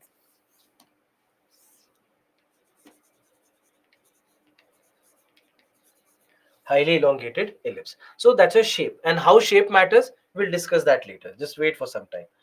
Third factor is inclination. So on the basis of inclination, it can either be equatorial orbit, it can either be equatorial orbit, or it can be polar orbit. It can be equatorial orbit or it can be polar orbit. So if it is in the line or in the plane of the equator, it is equatorial. And if it is in the plane of the pole, or maybe just a few degrees of inclination from the pole, then these are polar orbits. So how polar and equatorial orbits matter? Again, something that we'll discuss in a few moments. So these are the factors that determine any given orbit. So any question if you have from whatever we have discussed until now? Any question?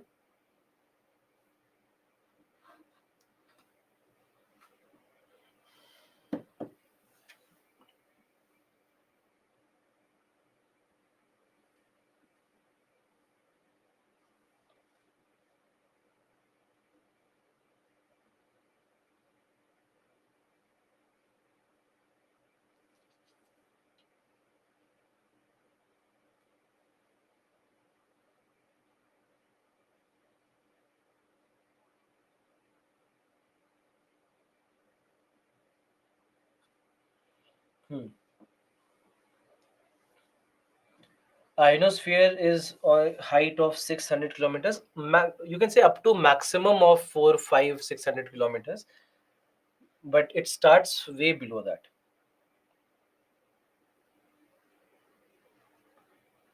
Acceleration means the change in velocity per unit time. Right? Acceleration acceleration is change in velocity change in velocity by the given time is called as acceleration.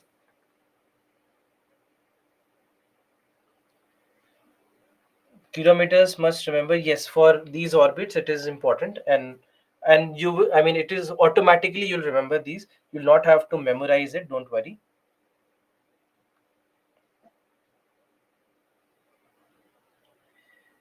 In poles, satellites should be at more height, so more energy and speed needs because magnetic power is more. So why space scientists choose that? No, see, magnetic field is not going to affect the satellites a lot, and whatever small effect they can have, that is already managed. That there are already shields which are present, and that will be able to shield the satellite away from any magnetic effect. So that's not going to be a big challenge altogether for any space related uh, object.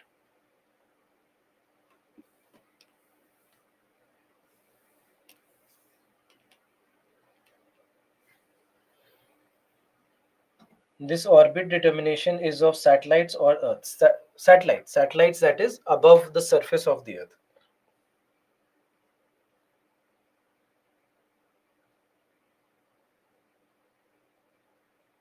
Please show the last slide. Last slide is this slide or this one.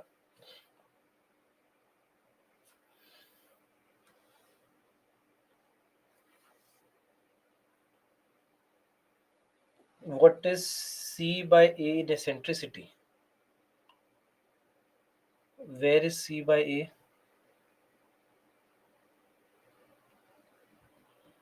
It is E. The value is E. It's not C, it is E.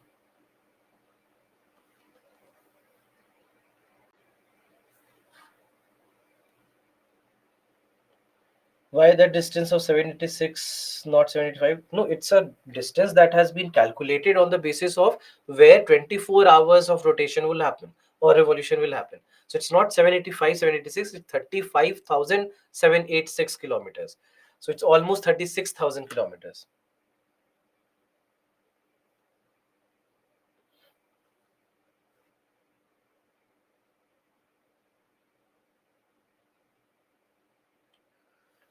right?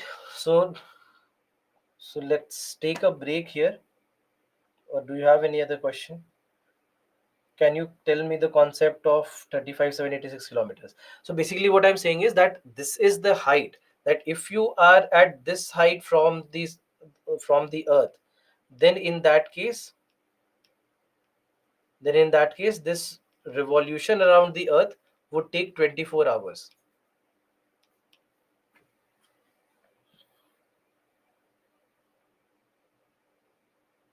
Can you repeat this slide? So in this, what we are saying is that the shape of the orbit also becomes very, very crucial. And based on what application we have, based on the application, many a times the shape of the orbit will be determined. That some kind of applications need a circular orbit.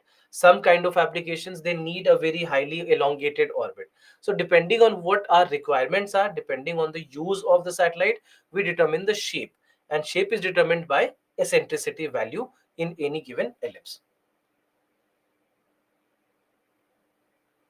Is the revolution based on Earth's gravity? Yes, partially gravity is a reason for that. Which is bigger, circle or elliptical? No, that depends on what you want. That depends on the height that you want. So big or small, it is all relative and dependent on what we want to do.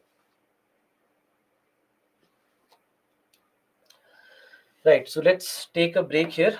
It's 6:40. So let's be back by 6. Sorry. Let's be back by 6:55 and we shall continue from there on.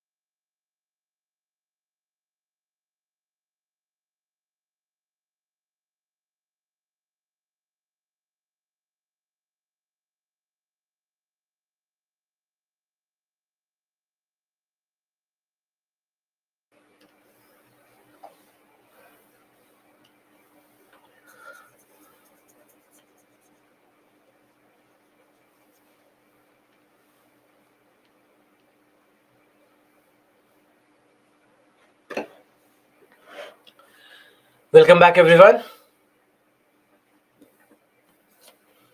So, we have understood some of the basics related to the orbits and how we make the orbits work. Now, coming to the various different types of orbits, we discussed that there are three types of orbits. We have low Earth orbit, we have medium Earth orbit, and we have high Earth orbit. Correct? So, these are the three types of orbits. Now, in case of these orbits, there are different types of orbits which are a part of these orbits. So, for example, in low Earth orbit, there are three types of low Earth orbits. Sorry, two types of low Earth orbits. We have polar orbits and we have sun synchronous orbits. So, these two are called as low Earth orbits. Now, when it comes to even these two, what you can say is that sun synchronous orbit is a special case of polar orbits. All right, they are special. They can be called as special case of polar orbits. Now, polar and sun synchronous. First, some of the things that become crucial in understanding of these low Earth orbits. First, their height. Height is between 180 kilometers to up to 2000 kilometers. This is what we discussed. Then, application. We more or less discussed this, that we will be using it for Earth observation. Correct? We'll be using it for Earth observation. Then, orbit period. Orbit period here will be just 1.5 to 2 hours. So, in case of high Earth orbit, we discussed that it takes 24 hours to complete one revolution. And here it takes just 1.5 to 2 hours to complete one revolution. So, that's why it will be revolving very fast. And it is very close to the Earth, and that's why. So, 1.5 to 2 hours. Then, for launching, the launcher that we'll be using a launcher called as PSLV, and we'll discuss about PSLVs later. So PSLVs basically stand for Polar Satellite Launch Vehicle. So Polar Satellite Launch Vehicle basically meant for launching polar satellites. So that's why these are basically called as PSLVs. So we'll discuss about PSLVs later. So just hold on for now. Then apart from that, what we also see is that these are lightweight satellites.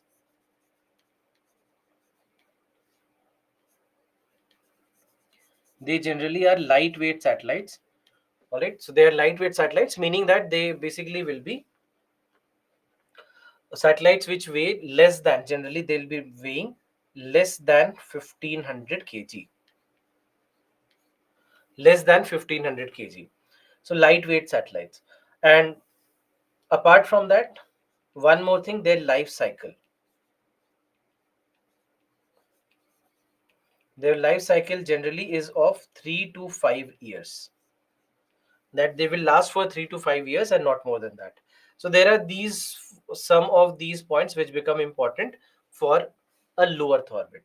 So low Earth orbit at the height of 180 to 2000 kilometers, applications being Earth observation largely, orbit period being 1.5 to 2 hours, meaning that one revolution will be completed in 1.5 to 2 hours. Launcher will be PSLV, the launch vehicle will be PSLV. These are lightweight satellites which are less than 1500 kg, and life cycle will be of almost 3 to 5 years. Now there are two types of low Earth orbit. One is polar orbit and the second one called as sun synchronous orbit. Now polar orbit, why polar? Because it is in the polar plane. That it is revolving in the polar plane of the Earth, and that's why it is being called as polar orbit. The second one is sun synchronous orbit, which many a times in the newspapers will be written as SSPO. The newspapers will say that the satellite was launched to SSPO.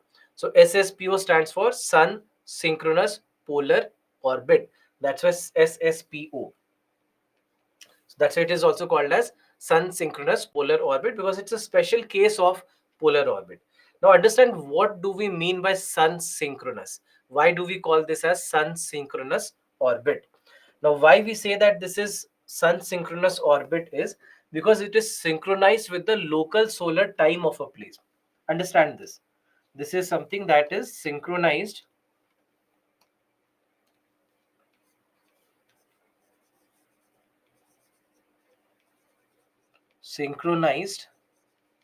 with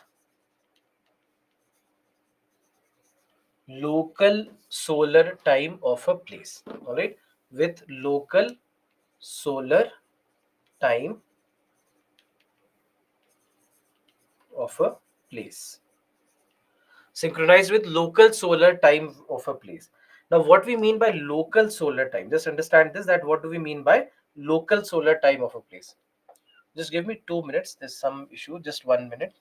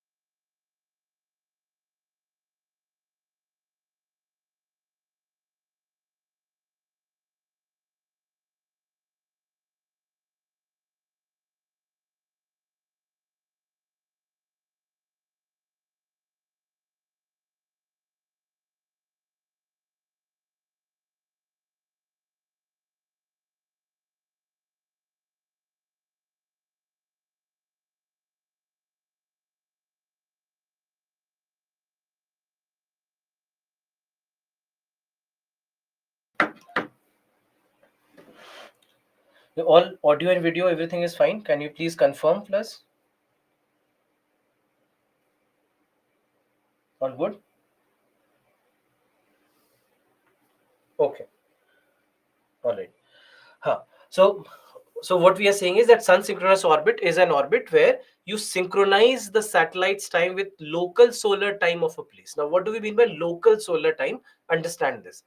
Local solar time meaning that whatever be the time which is local to that place. For example, let's say if you consider two extremes of India, Arunachal Pradesh and Gujarat, you know that sun will rise first in Arunachal Pradesh and then in Gujarat, almost 1.5 hours after Arunachal Pradesh.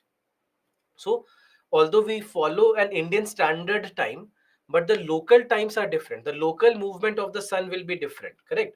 So, when you synchronize a satellite according to the movement of the sun above that place, then in that case, it is called as sun synchronous. So, for example, if I want a satellite to pass over Delhi every day at 10 a.m. exact, then it will go over Delhi every day at 10 a.m. So that kind of satellite will be called as sun synchronous orbit, meaning that this will be a satellite which is passing over a particular place once in a day. Once in a day. So that's why this is something that will passes over a place once in a day. Passes over a place once in a day. So that's why it is called as sun synchronous orbit. So these are the orbits that we have as a part of the low Earth orbit. Now there are various applications of low Earth orbit, and we had discussed that they are used for Earth observation and what we also call as remote sensing. So this is called as Earth observation or remote sensing. So Earth observation or remote sensing. So what we see is that all these are the various application areas for which Earth observation satellites can be used. And all these are applications where we see that these applications, for these applications, you need to be very close to the Earth. All right. For these applications, you need to be very close to the Earth, and that's why these are called as Earth observation. So, so that's why this is how we look at Earth observation satellites. So whether agriculture, environment, cartography basically is study of maps. So when you are mapping a certain area, that is called as cartography. So resource management, rural and urban development, meteorology, water resource management. So there are multiple different ways in which Earth observation satellites can be used. Disaster management, as we had taken that example as well. So there are various ways in which these satellites can be used. And this is a list that I've taken from ISRO's website. ISRO's website has listed that these are the various applications for which Earth observation satellites are launched in India. Now, some of the examples of these Earth observation satellites, there are Cartosat, OceanSat, ResourceSat, MineralSat, ReSat. There are many of these satellites that have been launched by India. So overall nomenclature is like this only: application plus sat, application plus sat. This is the Earth observation satellite. So this is how we look at the low Earth orbit. After this, we have the medium Earth orbit. Now, as we had discussed, that medium Earth orbit lies between 2000 kilometers to up to 35,786 kilometers. So this will be called as medium Earth orbit or mid Earth orbit. Now, in this also there are two types of orbits that we have right here. One called as semi-synchronous orbit, and the second one is called as Molniya orbit. So let's try to understand what are these two orbits. First is semi-synchronous. Now, semi-synchronous orbit basically is called as semi-synchronous because it completes one revolution in 12 hours. One revolution in 12 hours, meaning that in one day it completes two revolutions around the Earth. So first thing is that its height is at 20,200 kilometers. 20,200 kilometers. It completes, so it is completes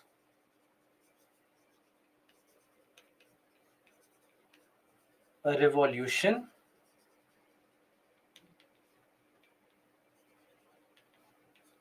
in 12 hours, right? And most importantly, this is the orbit which is used by GPS satellites. All right. So GPS satellites, they use semi-synchronous orbit.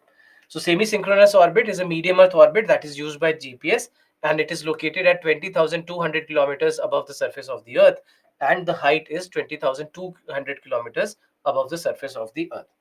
So this is semi-synchronous orbit. The second orbit that we have here is a Molniya orbit. Now, Molniya orbit is a very specific orbit, and this is an orbit that was designed by Russia.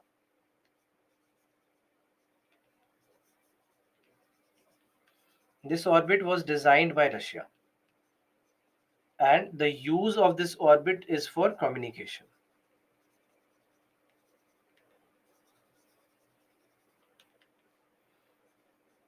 This is where communication satellites of Russia, communication satellites of Russia will be or have been launched here. So when it comes to medium Earth orbit, Molniya orbit is a very important part of it. And this picture that you see right here, this picture is of Molniya orbit. Now, if you see this orbit, this is a very highly elongated orbit, right? It's a very highly elongated orbit. Now, why we have chosen this highly elongated orbit is that we want the satellite to spend more time in the north hemisphere. Now, understand why this Molniya orbit had to be designed. Normally, the communication satellites, they are placed in the equatorial orbit. All right, they are placed in the equatorial orbit.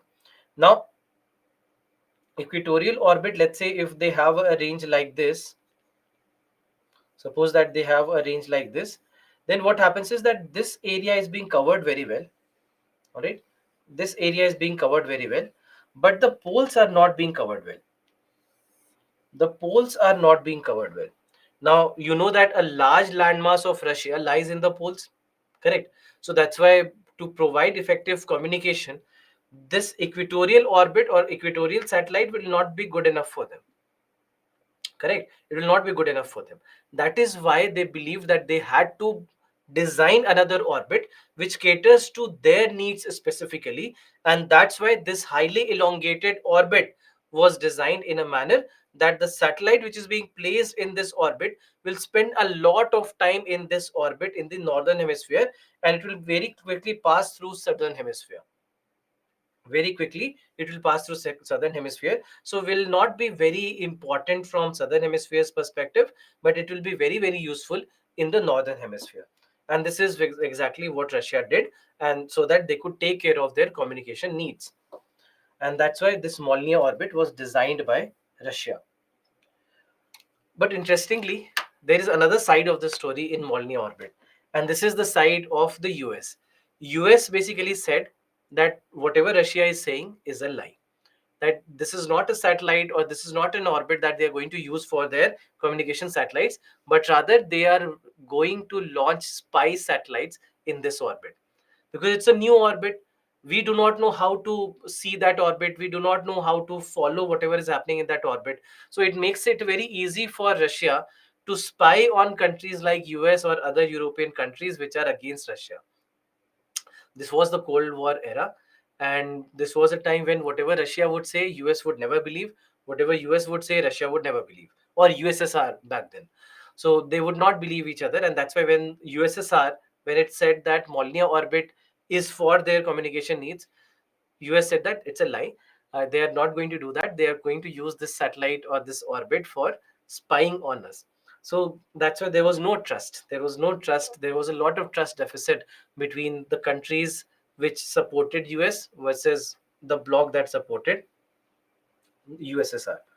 But we'll believe the official version. We'll not go by the conjectures and all the stories around it, but the official version. And the official version is that because it could not be used, I mean, the equatorial orbits could not be used by Russia for their communication needs, hence they designed this orbit called as the Molniya orbit. Now, largely what we see is that the medium earth orbits are used for navigation purposes, whether it is GPS or some of the other satellites around the world. Whether you look at whether it is GLONASS of Russia or Galileo of Europe, or even uh, uh, Japanese system, quasi zenith. Uh, in all these cases, you'll see that largely many of these systems, their navigation systems are based on medium Earth orbit. Now, when it comes to when it comes to India's navigation systems, there are two navigation systems that we use. One called as Gagan, second one called as Navik. Now, here our communication system is a very peculiar mix of medium Earth orbit and high Earth orbit, where we have Gagan system. Gagan basically uses a mix of medium Earth orbit and high Earth orbit. Whereas in case of Navik, it is completely based on high Earth orbit. So we'll discuss what these navigation systems are. So first navigation system that we have here is the Gagan system. So Gagan system basically has satellite for navigation services to meet the emerging demands of civil aviation requirements. So this is basically what Gagan system was for. And for the other requirements, that is positioning, navigation, and timing based on the independent satellite navigation system, this is where Navik system has been introduced in India. Now, let's try to understand what these systems are. The first one is Gagan. Gagan stands for GAGAN, is an acronym where you have GPS based system. So you have GPS added. If you look at this, you have GPS aided, geo augmented navigation. So that's why GAGAN. So GPS aided geo augmented navigation. GAGAN. So that's why you have a set of GPS satellites along with geostationary satellites, which are being used together to help in making this Gagan architecture. Now, this Gagan architecture, this is largely something that has been designed to help India's civil aviation. And that's why it has been designed together by Airports Authority of India along with ISRO. So ISRO and Airports Authority of India, they came together and they designed this system largely based for civil aviation applications in India. But apart from that, it can be useful in a lot of different systems. It can be useful in air transport, it can be useful in railway based transport, in traffic management, in road transport, in water management or water transport management, waterways management, at the same time geological studies. And even if you remember, last month it was announced by our minister Nitin Gadkari that in the toll plazas there will be a new system that will be introduced where tolls will be collected directly instead of RFID based system that we have right now, the fast tag system that we have right now. He had said that there will be a new system that will be introduced, and for that new system also, it is speculated that the Gagan architecture will be used there, that with the help of these Gagan architecture or Gagan satellites, we'll be able to capture the details and take the payments directly instead of taking the payments through fast tag based systems. So that's why there also Gagan system probably will be useful. The second navigation system that India has is IRNSS, or Indian Regional Navigation Satellite System, also called as NAVIC. Also called as NAVIC. The name NAVIC has been given uh, based on the fact that this is a navigation of Indian constellation of satellites. All right. So this basically navigation through Indian constellation of satellites. So that's why NAVIC. Now, NAVIC system basically, or IRNSS, both are the names being given to the same system, where you have 7 satellites in total, 3 geostationary and 4 geosynchronous satellites to be used together. And it covers India and up to 1500 kilometers beyond Indian borders. India plus 1500 kilometers beyond Indian borders. So that's why it is Indian Regional Navigation Satellite System. Not bothered about the world, not bothered about a global coverage. For example, in case of GPS, GPS is a global positioning system. So that's why it has a global system. All right, it has a global system, meaning that this is covering the entire world, and that's why it has a lot more satellites. Here we have just 7 satellites covering the Indian subcontinent. There are almost 32 satellites which are covering the entire globe. All right, so that's why this is Indian Regional Navigation Satellite System and covers India plus up to 1500 kilometers beyond Indian borders, mainly to also cover the Indian Ocean region. So that's why it covers India plus Indian Ocean region largely, and 7 satellites. So as these three are the geostationary satellites. So geostationary satellites, GEO 1, 2, and 3, and these are the geosynchronous satellites.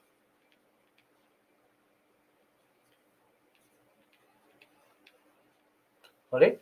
So these are the geostationary and geosynchronous satellites. So this is how a mix of these 7 satellites are used to provide the positioning and timing systems and navigation systems to India. So that's why it will provide services over India as well as Indian region, extending up to 1500 kilometers from its boundaries. And you have a set of 7 spacecrafts or 7 satellites, where you have 4 geosynchronous satellites plus 3 geostationary satellites. Now, there are two types of services that are being provided here, one called as standard positioning service, and the second one is called as restricted service. Restricted service is also called as many a times precision positioning system.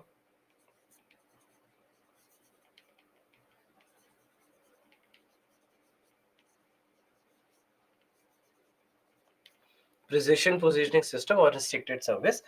And overall, the position accuracy is seen to be better than 20 meters. In most of the cases, we have seen that we have brought down accuracy to up to 10 meters, which is wonderful accuracy to have. So overall, this is what the system has been. This is what the system, this is what we have designed as the IRNSS system. Now, this IRNSS system basically in India becomes a replacement for GPS, where we'll try to get away from the GPS system and rely on an Indian made system. And this was also very, very important from security perspective, and a lot of controversies that we have seen in the past. That with GPS, for example, we have relied on GPS. If you are using Google Maps, for example, the Google Maps largely are based on GPS. But in the past couple of years, many of the mobile phone manufacturers in India, they have stopped using GPS and they have switched over to IRNSS based system. For example, Xiaomi became the first company in India, a Chinese company became the first company in India to start using the IRNSS system. And then we have seen that that has been followed by many other mobile phone manufacturers.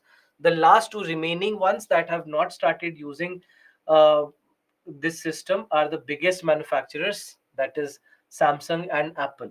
And they also have been advised and requested by Government of India that they should also switch over from GPS and they should also start using IRNSS based systems. So that is where we are trying to get an independence from a foreign system where it also poses a lot of security issues as well. So that is where we see that now we are moving towards self reliance. It has been under development for almost 20 years. Uh, we started working on it in 2003, and by 2013 the system was completed, and 2013 onwards we started launching all these satellites, which are IRNSS satellites, and now these are satellites which are now functional as well. So this has been a big achievement for India altogether. Then we have the global positioning system, that is GPS. And as I told you, that it has a constellation of 32 satellites located at approximately an altitude of 20,200 kilometers above the Earth. And each satellite circles the Earth twice a day. That is why 12 hours of revolution period. Now, in case of GPS or any other satellite for that matter, there is a process that they use which is called as triangulation. Now, triangulation is where instead of using just one satellite to provide positioning services, we use a set of three satellites. All right. So instead of using one satellite, we are using three satellites. So that is called as triangulation. And this triangulation, so this is where we use three satellites for providing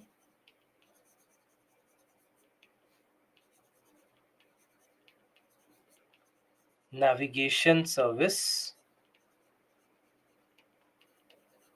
navigation services to a place. This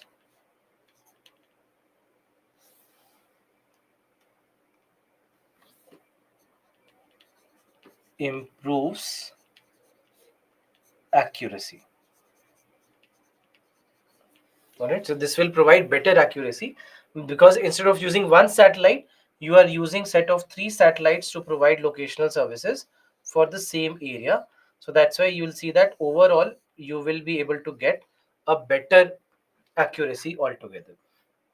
So this is what GPS is, and ultimately this GPS or any other system for that matter, even our own IRNSS system will also deploy this concept of triangulation in making sure that we have a better visibility and a more accurate visibility of any given place. Read this question. This was asked in your paper, a very simple question.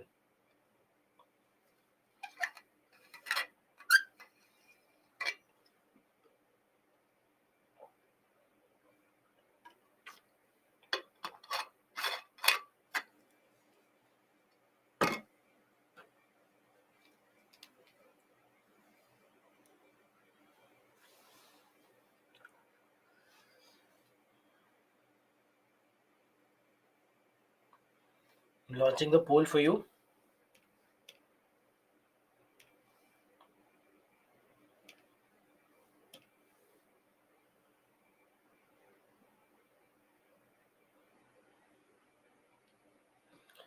Please mark your answers.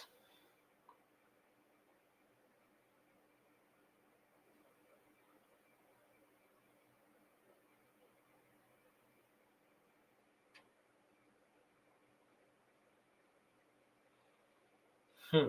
So 50% of you have marked A, which is the correct answer. With reference to Indian Regional Navigation Satellite System, consider the following statements. First is IRNSS has three satellites in geostationary. This is correct. And four satellites in geosynchronous. This is also correct. So first statement is right. Second is IRNSS covers entire India and about 5,500 square kilometers beyond Indian borders. This is wrong. We discussed that it covers up to 1,500 kilometers beyond Indian borders. So this is wrong. India will have its own satellite navigation system with full global coverage by the middle of 2019. Now, middle of 2019 is already gone, and we do not have full global coverage, and we do not even expect full global coverage. This is Indian Regional Navigation Satellite System. So three definitely is wrong.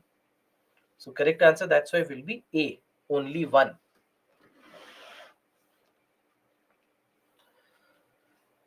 Next, we have high Earth orbits. Now, in case of high Earth orbits, again, if we look at the certain parameters, the height here we already discussed is 35,786 kilometers. Application wise, largely we are using them for communication.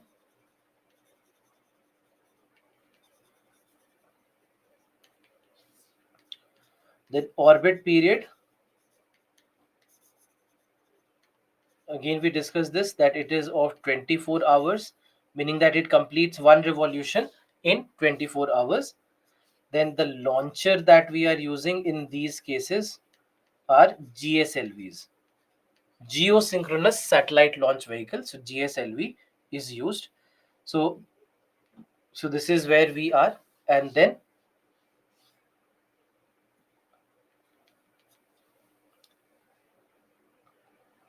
what else am I missing? Yeah, so life cycle generally we see that they can actually last for up to 15 years and even for 20 years at times. So they can last for 15 to 20 years. And these are heavy satellites.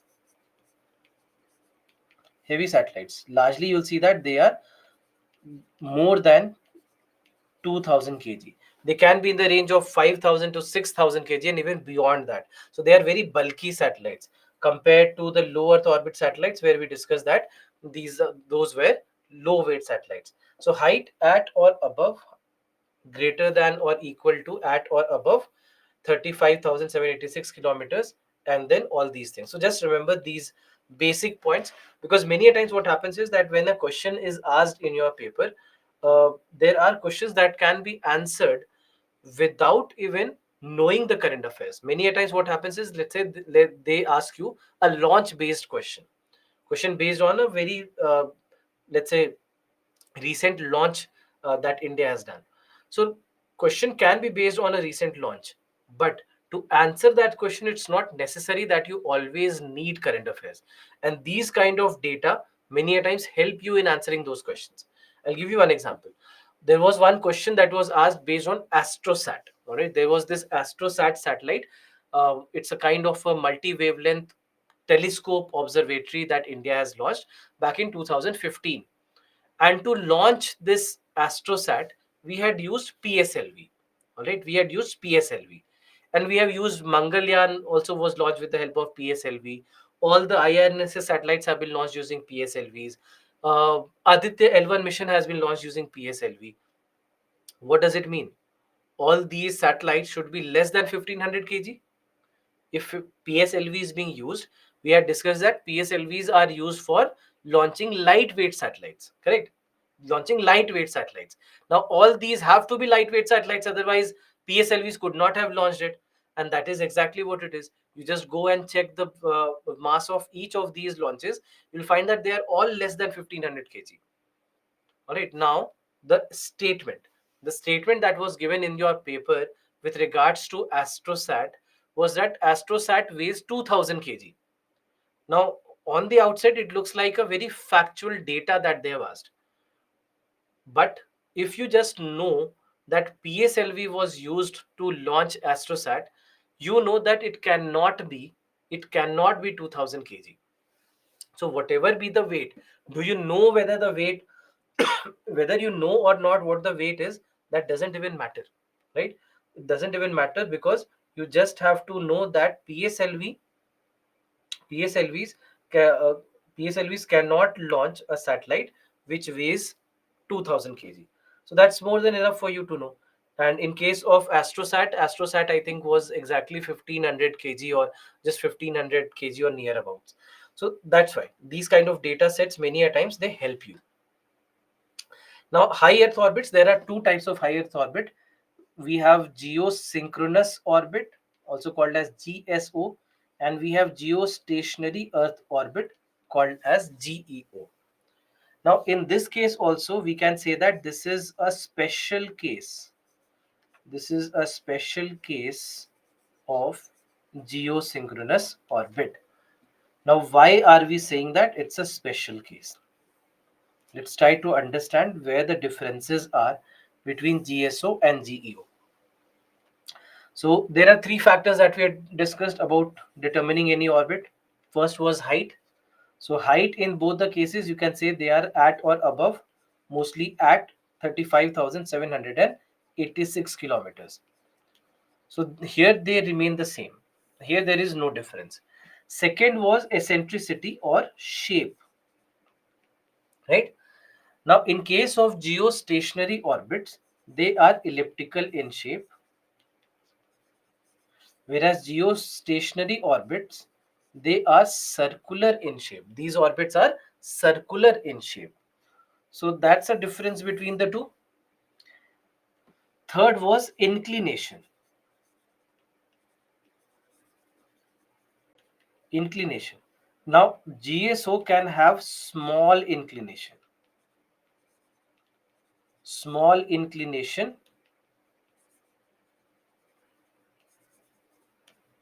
the equator.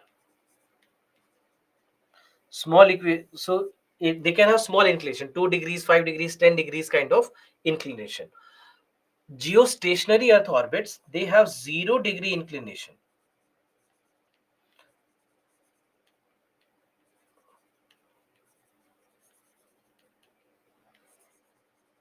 with the equator. All right, they have 0 degree inclination with the equator. So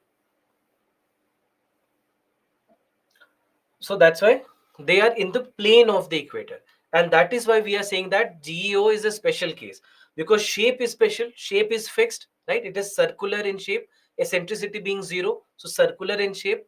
So shape is fixed, height is fixed, and inclination is also fixed. So in a manner it now becomes a circle with a defined radius, right? Practically it becomes a circle where you have defined the radius and it cannot even change its angle. So then because of this, what happens is that this becomes a unique orbit. Geostationary Earth orbit, it becomes a unique orbit, whereas in case of geosynchronous orbits, there are multiple such orbits possible.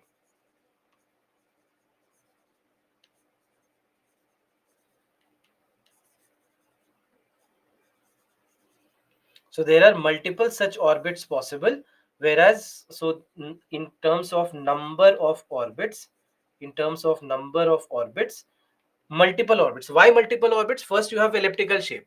Now, elliptical shape also can be various different types of elliptical. This is also an elliptical shape. This is also an elliptical shape.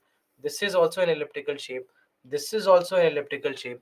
So that's why elliptical shapes can be different types of elliptical shapes. So that's why there are variation in shape, whereas in geosynchronous, geostationary, there is no variation in shape.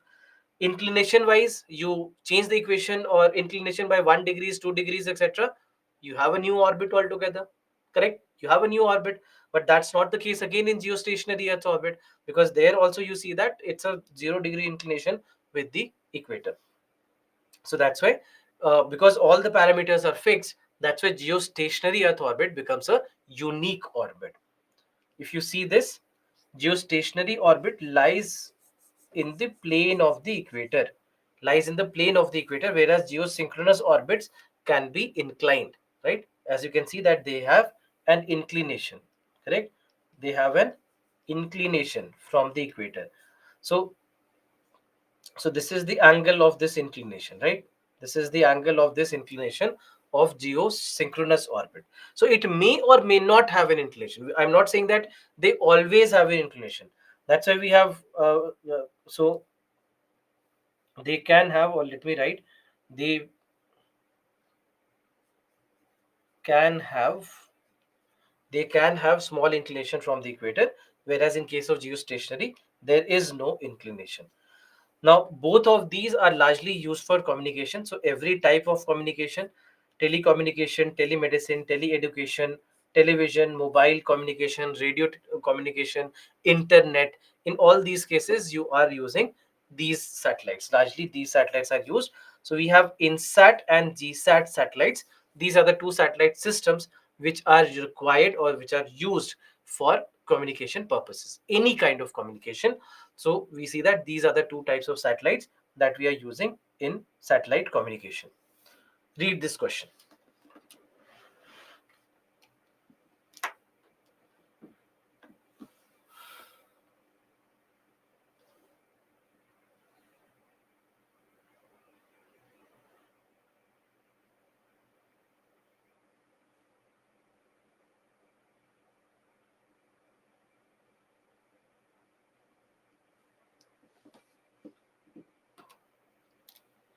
I'm launching the poll for you.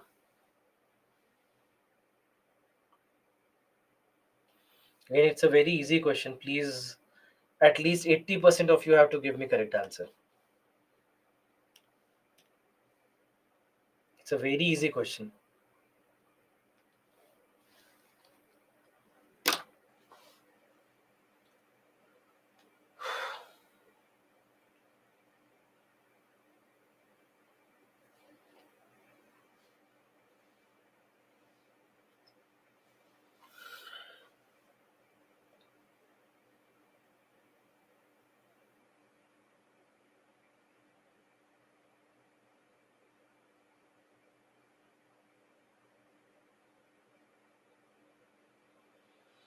Hmm.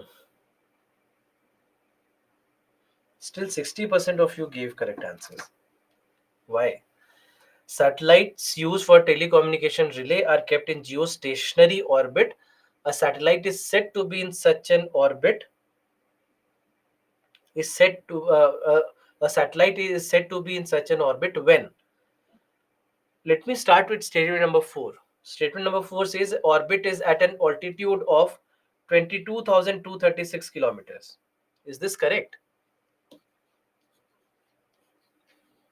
35,786 kilometers. I have said this number so many times that even when you sleep, you should dream of 35,786 kilometers. How can you make this mistake? 4 is here, here, and here. Don't even need to know what state number 1, 2, and 3 are. You get your answer from statement number 4. So statement number 1 is the orbit is geosynchronous. This is correct. We discussed that geostationary is a special case of geosynchronous.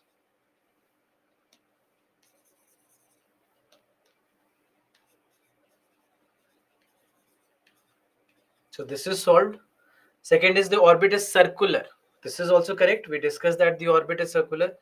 Third is orbit lies in the plane of the equator. This is also correct. We discussed that it has a 0 degree inclination.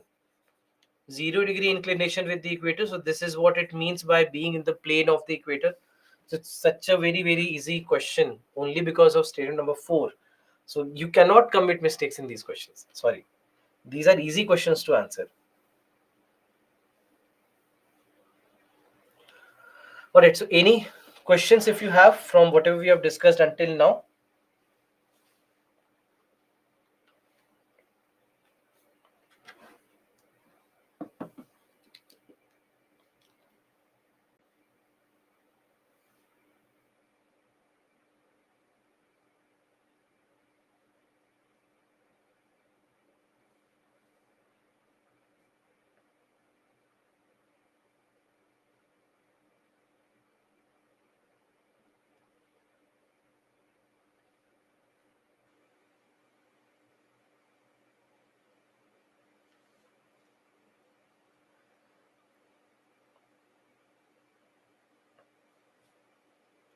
Is Xiaomi using IRNSS both in India and China? China will kill them if they do that. No, uh, only in India. In India, the chipsets that they are using is IRNSS. In China, they will use Beidou. Beidou system is the one that is for Chinese navigation, so they'll use it there. How to calculate eccentricity? This is basically a calculation that we do on the basis of the minor and the major axis that we have in the ellipse. So it's basically the discussion. I mean, it's completely mathematical in its approach.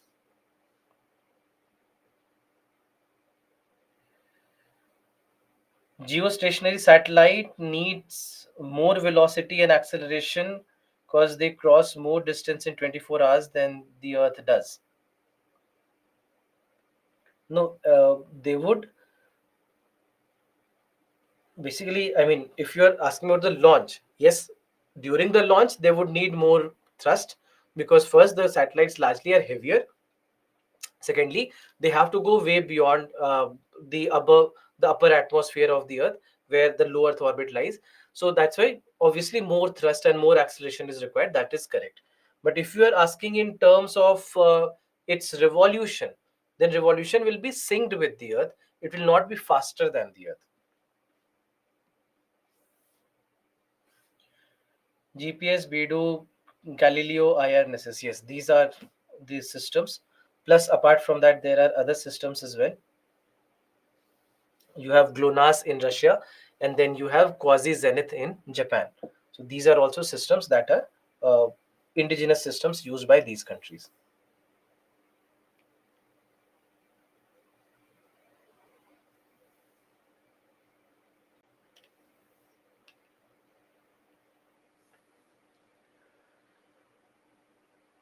Will these satellites not crush in space? No, why would they crush? There is no extra force being applied on them, so there is no problem that they're going to face. It's not that they are facing any pressure as such.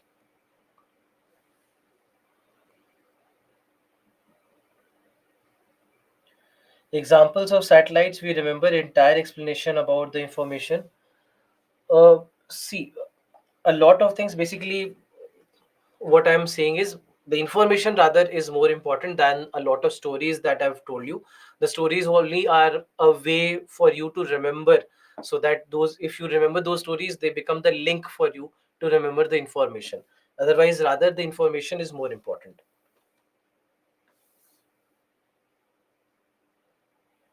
What is Zenith? Quasi Zenith is the name of the system that Japan has. So it's the Japanese, it is Quasi Zenith. This is basically the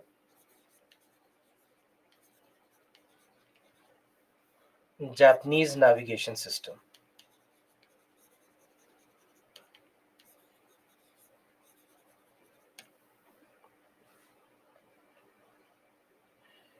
US has which system? It's GPS because GPS has been made by, it has been developed by US Air Force. So US uses GPS. There are so many satellites in an orbit. Do they not crash with each other? They can, and we'll discuss about something called as space debris, which is the last topic of discussion in this chapter. So there we'll discuss this. So Sakshi, you also have a very similar question. So we'll discuss that when we go to the last topic of discussion in this chapter tomorrow.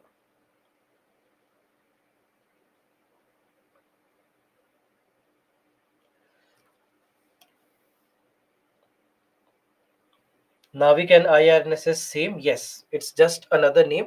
IRNSS is the official name that first we started using, and Navik was a name that was given by our Prime Minister Narendra Modi to this system because it's like a Navik, like a navigator, and that's where the name Navik was given.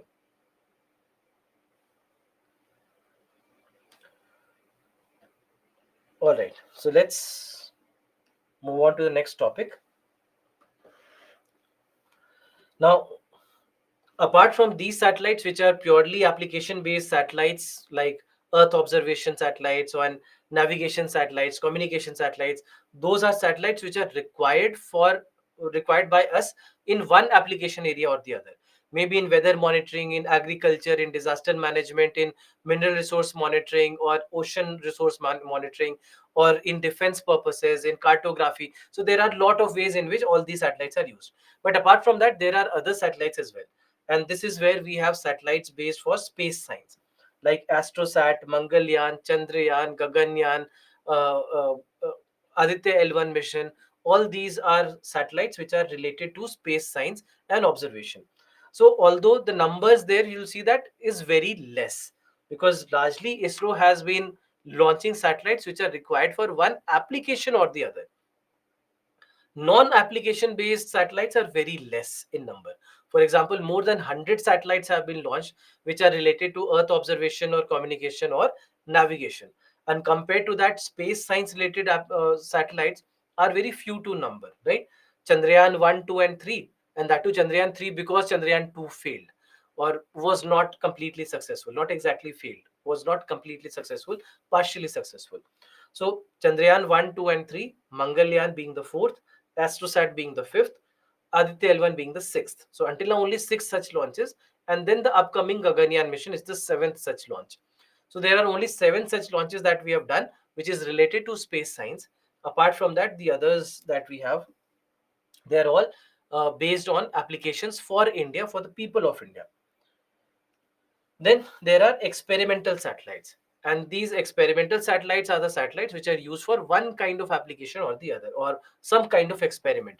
Maybe, let's say, to just test some component. That suppose for Gaganyaan mission, you'll see that there are a lot of testing that keeps on happening. All these testing satellites are called as experimental satellites. Similarly, there are a lot of defense based tests as well. So these are also experimental satellites in that sense. So that's why these are all experimental satellites. For example, INS. INS stands for ISRO Nano Satellite. INS. So these INS satellites, these are experimental satellites, just to test a sensor, a component, or something that ISRO is working on. Then a very, very important segment in all these satellites are the small satellites. And in case of small satellites, there are different types of small satellites. We have mini satellites, we have micro satellites, we have nano satellites, and we also have pico satellites. Now, these are satellites which are less than 500 kg in mass, less than 500 kg. So, mini satellites are the ones which are normally between 100 to 500 kg. They'll be called as mini satellites. Micro satellites largely between 25 to 100 kg, sometimes even 20 kg also. Nanosatellites generally between 1 to 25 kg, and picosatellites, the ones which are less than 1 kg in mass. So they will be called as picosatellites. Now all these are satellites which are small satellites. Now when it comes to the small satellites, understand something about the small satellites, that in the last 1 decade, we have seen a huge growth in the small satellites, the market of small satellites, and especially in this sector of nanosatellites. The market of nanosatellites has grown immensely. If you count the total number of nanosatellites launched by the entire world until 2014, it was just 75. Only 75 total number of satellites launched by the entire world. Since then, the number is beyond thousands. And we have seen that gradually a lot of countries have started picking up on nanosatellites. They have started launching nanosatellites. A lot of private companies have started launching nanosatellites. So that's why we have seen that this nanosatellite as a market has grown immensely. So that's why, from the perspective of the mains examination, think about this. If I ask you about the growth of nanosatellites or the nanosatellite market,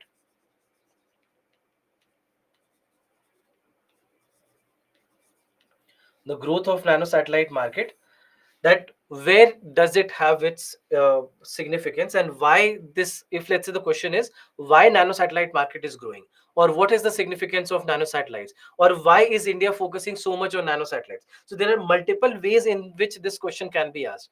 Can you tell me what the reasons are? You tell me the reasons and I'll write them, and if you miss some points, then I'll write those additional points. So I want you to start. What do you think are the reasons why this nanosatellite market in the last 1 decade has grown so much? Cost effective. Correct, Vaibhav. Cost effective. So these are small satellites.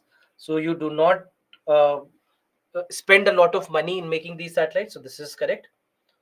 So less expensive, it is cheap. That is correct. Easy to launch. This is also correct. Private participation. This is also correct, Girish. So easy to launch.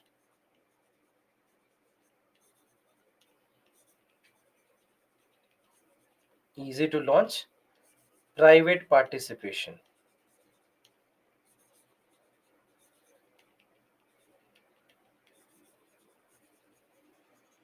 What else?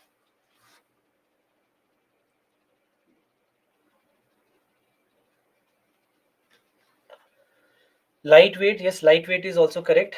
That is what actually makes it cost effective. But if you want to write, you can write as an additional point.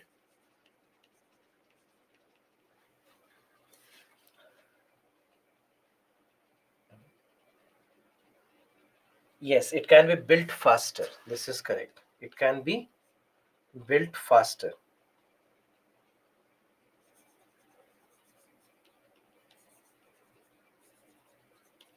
So this is a correct point. Less time taken. So that's correct. This is what we have just discussed.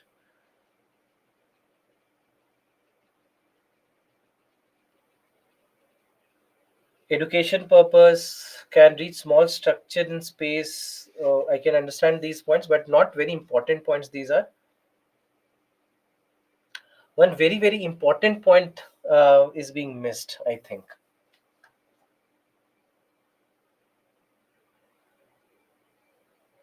Hmm, I've seen an innovation on Shark Tank about pocket satellites. They told them that these will not be famous for education sector. Okay. Used for experimenting, yes. So these are experimental satellites also.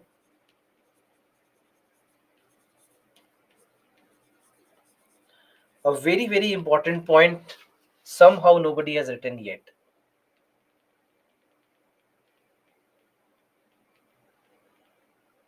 Hmm,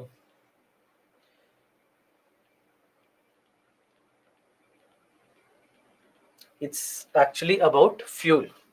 So in a manner, okay. So Grish, you have written that it takes less energy, or it consumes less energy, so that's correct point. And it consumes less fuel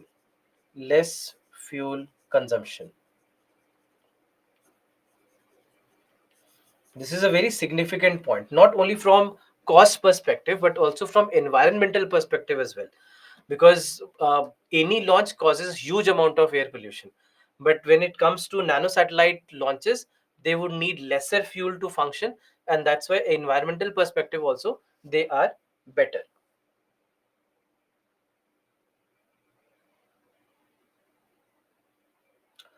Now, apart from that, there are a lot of other things also. For example, we see that it also leads to a lot of employment generation now.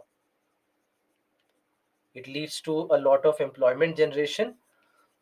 Now, this employment generation basically from the fact that we see that in India, this sector is growing. In India, this space sector is growing, and a lot of market, a private market for space sector is also getting developed. And this is where we see that a lot of these companies or startups, they also get a help from the government of India. So for example, let's say a company like Bharat Dynamics Limited, which was also named in some of the launches that were done by ISRO, where ISRO had said that some of the parts in the launch has been made by this company, that is Bharat Dynamics Limited. And that's why these companies, they start to grow. And if you look at the share prices of Bharat Dynamics Limited, when ISRO said that they are using Bharat Dynamics Limited share prices used to be around 200, and now the share prices have gone beyond 1800. So just because everybody knows that it is going to get a lot of work from the government of India. So that's why it leads to a lot of employment generation, that this entire sector or space sector in India will grow, and that will not only lead to a lot of new startups, it will lead to a lot of new startups being developed in India, a lot of new startups being developed in India, but at the same time, it will lead to a lot of new employment generation also, whether in operations, in management, or scientific or engineering wise. We'll see that a lot of employment generation will happen. Plus, a very, very important point for ISRO also has been a lot of revenue generation. It also helps in a lot of revenue generation. Now, understand why revenue generation. All right, why generation of revenue? Because we have been launching a lot of nano satellites for a lot of private companies as well as for other countries as well. For example, PSLV C37. When we launched PSLV C37, and this was in 2017. Now, in this PSLV C37, we launched 104 satellites, 104 satellites in a single launch. 104 satellites, out of which there was only one satellite which was a bulky satellite. This was a Cartosat series satellite which weighed 625 kg. Apart from that, there were 103 other satellites which were nano satellites, 1 kg, 2 kg, 3 kg in mass. And out of 104 satellites, there were only three Indian satellites, one Cartosat satellite and other two INS or ISRO nano satellites. So three Indian satellites. So here, three Indian satellites plus 101 foreign satellites. And that too, out of 101, there were 95 satellites just based out of US. So just imagine the kind of revenue that it generates. And every time we are launching a satellite for somebody, we are generating revenue out of it. So that's why it becomes a big source of revenue generation for ISRO also. So that's why we see that this is very, very crucial when it comes to nano satellites. And that's why nano satellites become very crucial. And also, they will discuss about these points later, that they produce less waste, they generate less waste or less debris. We'll discuss this point later. Plus, the role of NSIL, the role of SSLV, or what is SSLV and what is in space. We'll discuss all that. But for now, I'm just writing it here so that we can link it later. So there are so many points. So there are all these points that you can write just in case there is a question based on nano satellites or even private development of satellites in India. All these are connected points that in one way directly or indirectly can be used in such an answer. So that's why small satellites especially, they become very, very important. Then we have other satellites which are university or academic institution satellites. So these are the satellites which have been designed by students and maybe faculty of some institute or some college, some university. So especially in this case, what we see is that ISRO also tries to uh, make sure that more and more participation happens. It encourages this participation, and for the launches of these satellites, the students are not, obviously the students are not charged anything, or the colleges are not charged anything. All these launches will be done by ISRO for free. When they pick these satellites which are student made satellites, they launch it for free. And by launching it for free, in a manner, they are trying to develop a kind of interest in the minds of the students as well. That today one student had seen that, okay, fine, if I am also somebody who can design a satellite, design a good satellite, ISRO will launch that satellite for me. That's a big achievement for a student. And that's why this generates a lot of interest in the minds of the students as well. And maybe we'll see more participation from the students and engineering, in whether engineering or in sciences. We'll see that more and more participation of the students will happen in this particular sector. So that's why the development of this sector also is based upon these kind of programs and policies which have been adopted by Indian Space Research Organization or ISRO. Now read this question. Sorry, I forgot to make this correction. This was supposed to be 1, 2, and 3. I think I've given you the answer, but please read this question. The answer could be any one of the four.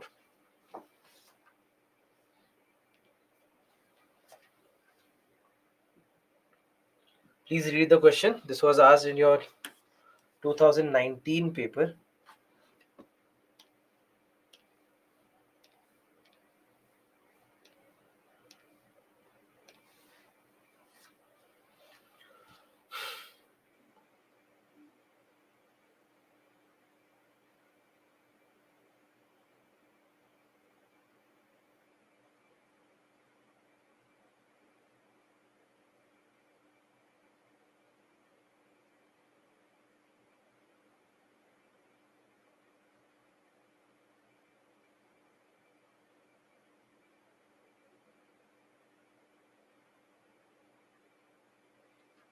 Hmm. So 56% of you have marked D, which is the correct answer. Let me discuss this with you. For the measurement or estimation of which of the following are satellite images or remote sensing data used? First is chlorophyll content in the vegetation of a specific location. We actually can find the chlorophyll content. This basically is nothing but the analysis of intensity of green color. We analyze the intensity of green color to identify whether chlorophyll content is good enough in a vegetation or any agricultural field or not. And if we do not find enough intensity, it means that it needs more care. It needs maybe more fertilizers or water or other food resources so that you can do better job with that vegetation. So this particularly can be given by satellite images. Satellite images can give you the relation, sorry, the information about the intensity of green color, and this is how you basically come to understand what this whether or not it is possible. Now second is greenhouse gas emissions from rice paddies of a specific location. Now what is the greenhouse gas emitted from rice paddies? This is also doable. Yes, methane, correct. So we are talking about methane. Now remote sensing data can give you the analysis of methane. We do climate change studies with the help of satellites, where we do the analysis of how much carbon dioxide or how much methane, etc., is present in the atmosphere. So that's why doing this analysis of greenhouse gas emissions, or especially methane emission, is also possible. So second statement is also correct. Third statement is land surface temperature of a specific location. Even this is doable. And this is largely about infrared. This is about analysis of infrared radiations. So we can analyze how much of infrared radiations are being emitted from a particular location, and that can give us the intensity of heat or what is the land surface temperature of a given location. So all these three things are doable. So that's why the correct answer will be 1, 2, and 3. Now this question was actually based on a particular satellite called as HISIS. So HISIS hyperspectral stands for hyperspectral,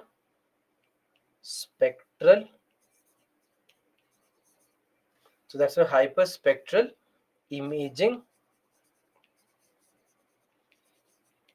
satellite. Hyperspectral imaging satellite. So this was launched in 2018, and this is a satellite to do hyperspectral imaging. Hyperspectral imaging means when you are doing the imaging in each and every small part of electromagnetic spectrum. So instead of just doing, let's say, an optical, or maybe only in the radio waves, only in the infrared, even in the infrared, all the different wavelengths of infrared, all the different wavelengths of visible light, all the different wavelengths of ultraviolet, that is called as hyperspectral imaging. So by doing that, all these things are actually possible for us to do.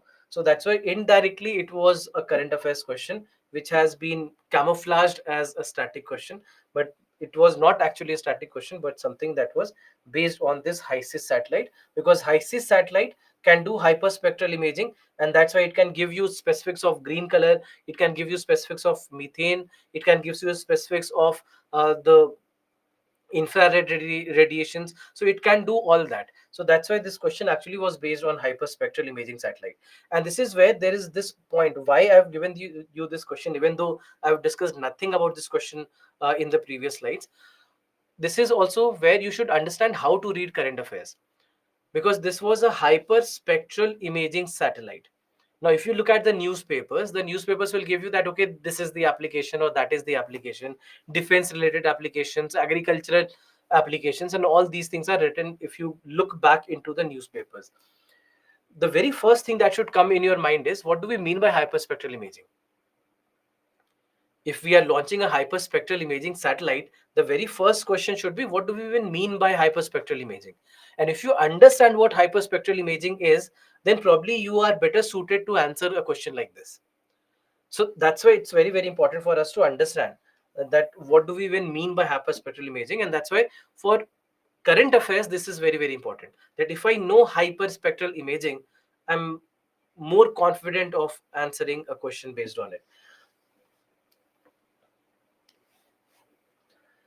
Now, the next topic that we have is Lagrange points. Now, Lagrange points again becomes a very, very crucial topic because it has been in the news for quite a while now. At least for the last 2, 3 years, it has been constantly in the news.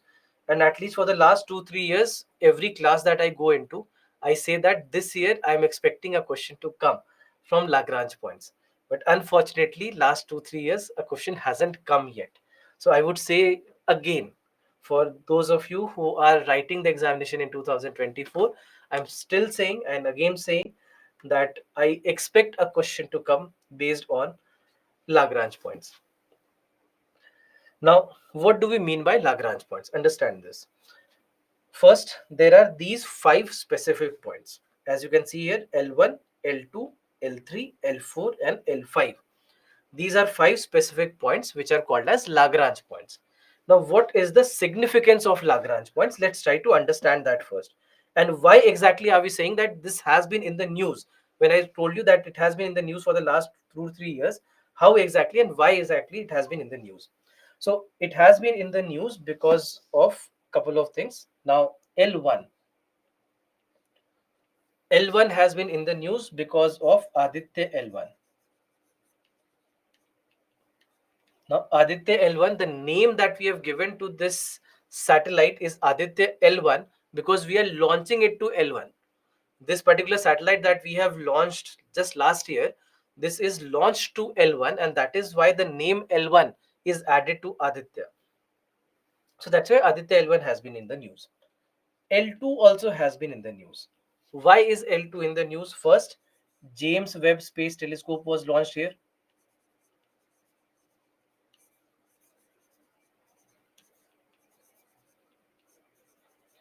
So because of James Webb Space Telescope, it has been in the news for last couple of years. Now, when it comes to this, particular L2, what we see is that when it comes to L2, even if you remember, we discussed about Euclid mission yesterday, dark energy and dark matter studies. That there is one uh, probe that we have launched. So even this Euclid mission, this also has been launched to L2. So L2 has been in the news. Then L4 also has been in the news. L4 has been in the news because we found Trojan asteroids. We found Trojan asteroids at L2, sorry, L4. So two Trojan asteroids have been found here. One Trojan asteroid, the name is 2010 TK7, and the other one that we found recently, just 2 years back, is 2020 XL5. So these are two Trojan asteroids. All right, these are two Trojan asteroids that have been found at L4. One was discovered almost 10, 12 years back, and the other one, that is 2020 XL5, has been discovered a couple of years back. And both of them have been discovered at L4. Now, if you remember, we discussed about Trojan asteroids, and I told you that these are asteroids which move along with the orbit of any given planet. Now, they move along with the orbit of a planet because they are associated with it, and they will be uh, they will basically go and cling themselves to the orbit of a planet. They largely will lie at either L4 or L5 in most of the cases. Not only for the Earth. For the Earth, we have found these two Trojan asteroids. But if you look at a planet like Jupiter, Jupiter has n number of these Trojan asteroids because it's very close to the asteroid belt. So that's why more number of Trojan asteroids, also because it is bigger in size. So the area that is Lagrange points, the area of Lagrange points also is bigger for Jupiter. So that's why it has more Trojan asteroids. For the Earth also, we now have found two Trojan asteroids here. So Trojan asteroids basically are the asteroids which largely are lying in Lagrange points, either largely in L4 or L5. In most of the cases, in L4 or L5. So these are Trojan asteroids. So Trojan asteroids, basically these are asteroids, asteroids mostly found at L4 or L5. All right. So these are Trojan asteroids of any planet, or let's say of a planet. So not specifically, don't think that it's only for the Earth, of a planet. So until now, we haven't found any Trojan asteroid at L5.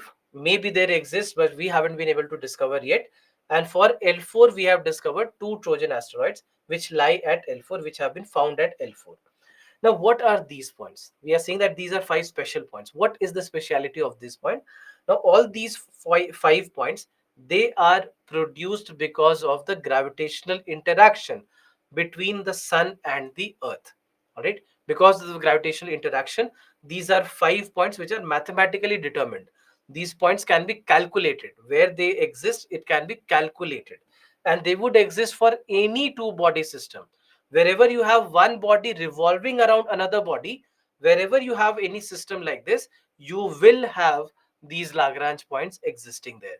So that's why between the sun and the earth, there are five Lagrange points. Similarly, between the sun and Jupiter, or sun and Mars, sun and Venus, all these will also have these five Lagrange points. Even the earth and the moon, there will be five Lagrange points. Between the sun, or let's say between the earth and these smaller satellites, there will be these five Lagrange points. Just that the bigger the bodies, the bigger the interaction, the bigger will be these regions or these points. Otherwise, these are not recognizable points. For example, between the earth and all our satellites, these will be very small points, and these are not points which are usable at all. Just that theoretically they would exist. So that's why for any two body system where one body is revolving around another body, these five special points will be produced because of gravitational interaction between these two bodies. All right. So that's why these Lagrange points, these are positions in space where gravitational force of a two body system like sun and the earth produces enhanced regions of attraction and repulsion. So these are five special points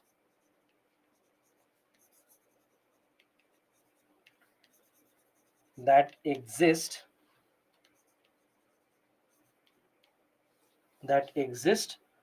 for any two body system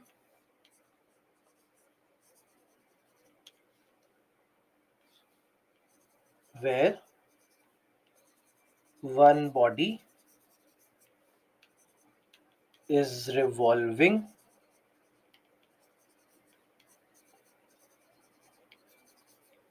around the other due to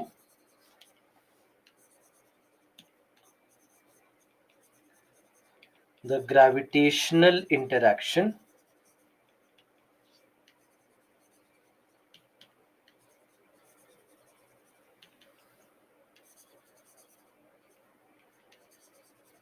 between them. All right. So because of gravity, these five special points will be produced, where there are 3 points which are labeled as unstable Lagrange points. L1, L2, and L3 are said to be unstable points, and L4 and L5 are called as stable Lagrange points.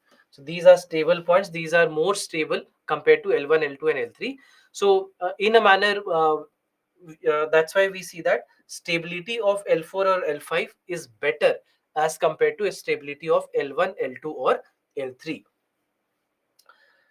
Now, what is the significance of these points? Why did we launch Aditya L1 to L1?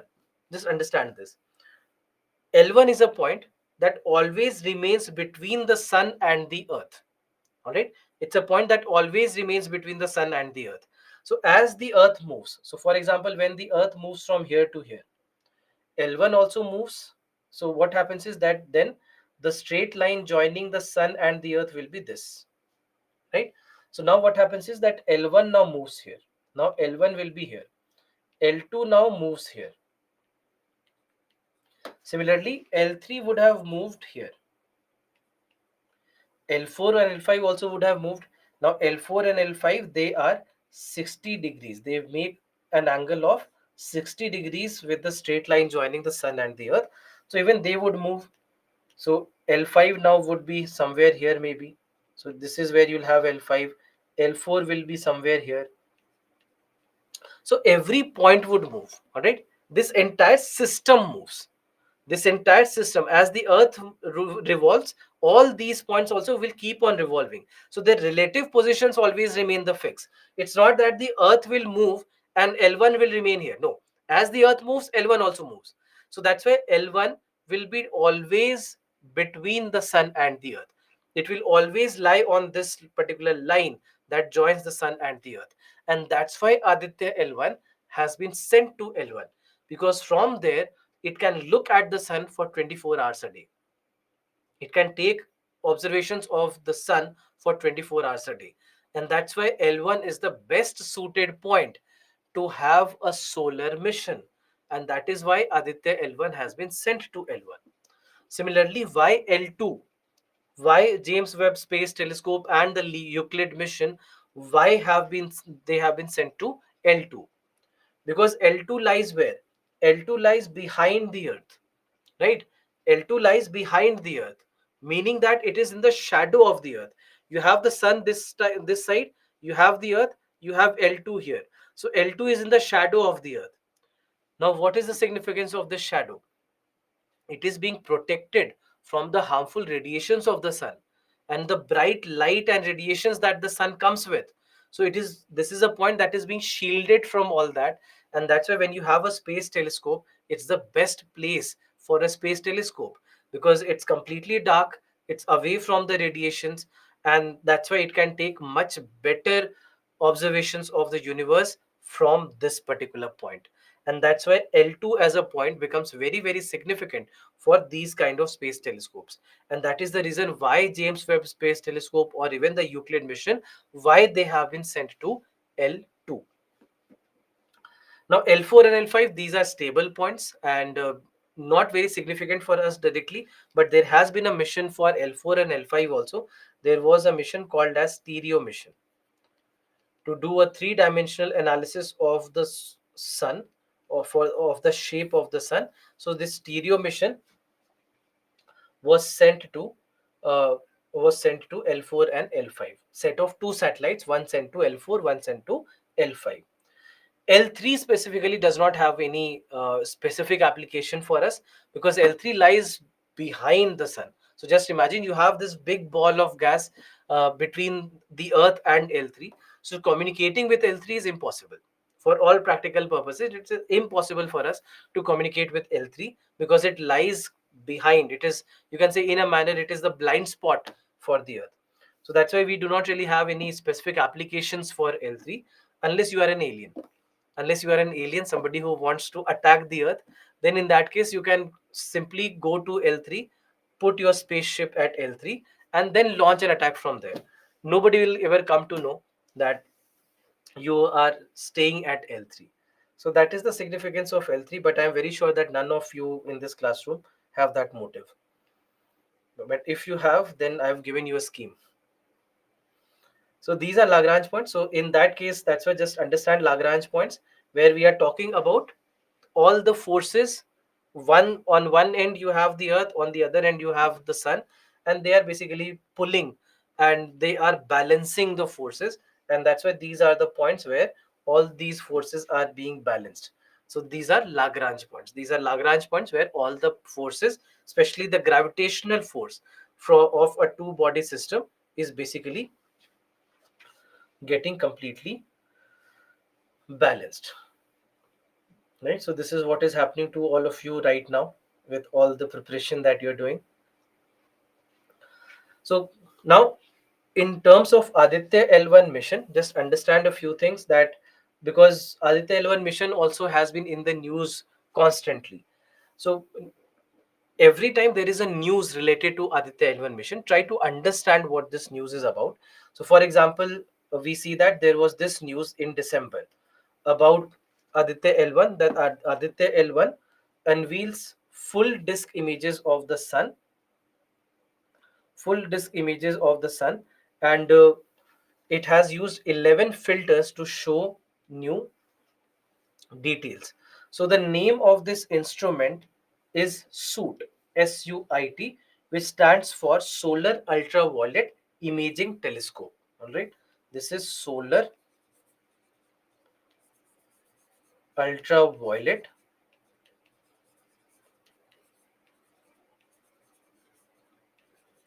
Imaging Telescope. That's why SUIT. Now, what does it do?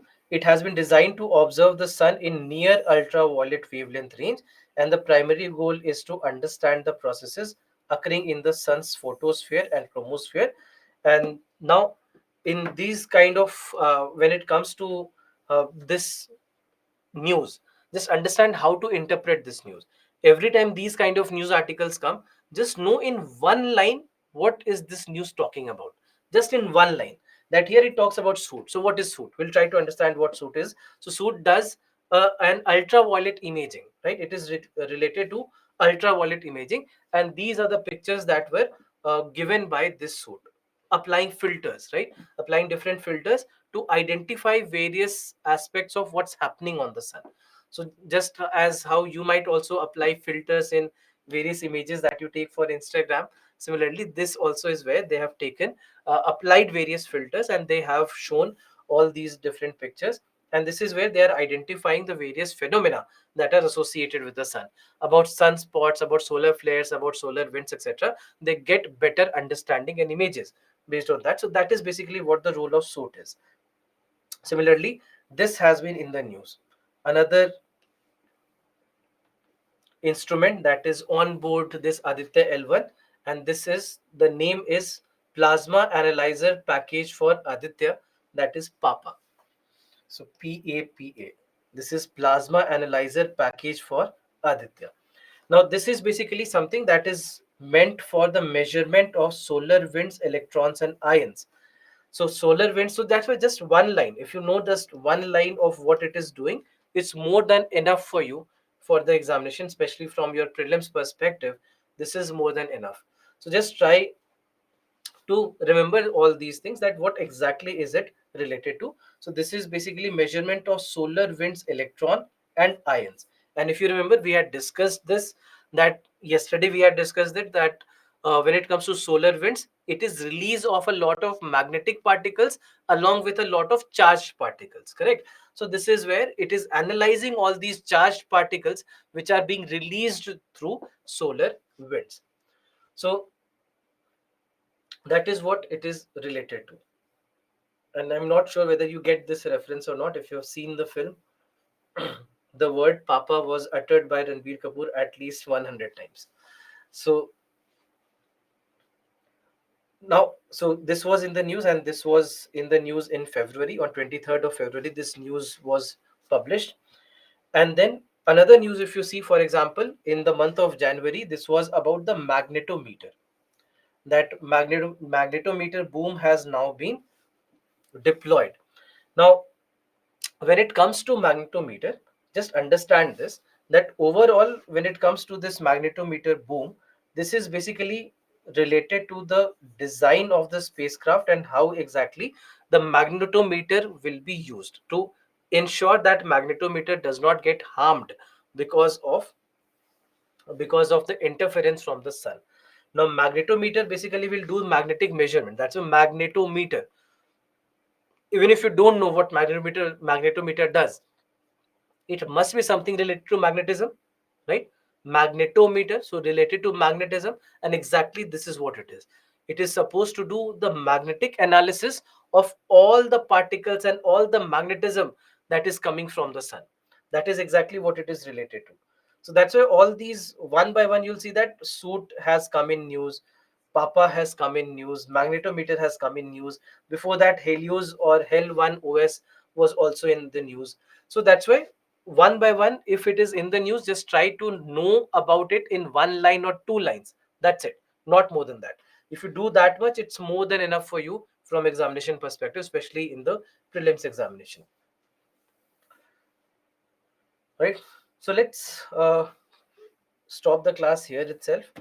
We are left with one more orbit, that is geosynchronous transfer orbit. We'll discuss about this tomorrow, and then we'll discuss about all the leftover portions of this chapter. So any questions if you have?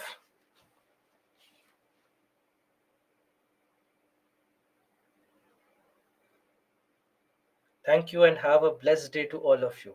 A message from Sakshi to all of you. A very nice message to end the class with. Thank you.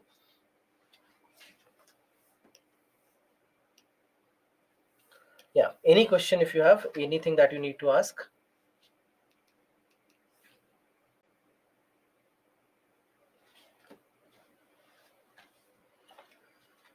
In the context of observatory, can you please explain what hyper Kamiokande Neutrino Observatory that is the Japan is currently building on Halloween Mountain. So basically, see, this observatory that they are building, this is an observatory that they have built to do an analysis of neutrinos. Now, when it comes to neutrino observations, it has been one of the most difficult tasks that the scientific world would have ever taken, and we have failed in a lot of these experiments.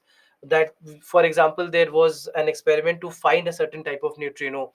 The experiment ran for almost a decade and we found nothing.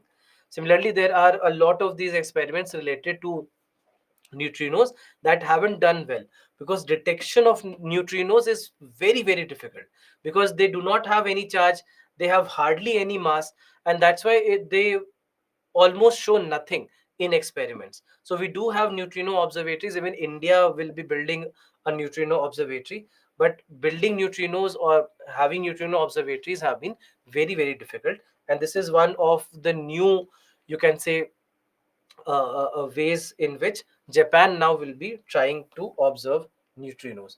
Just imagine that every second the entire earth is filled with neutrinos. Right now I can guarantee that your rooms have neutrinos, and neutrinos are just passing through your rooms without you ever noticing. So that's why the detection becomes very very difficult.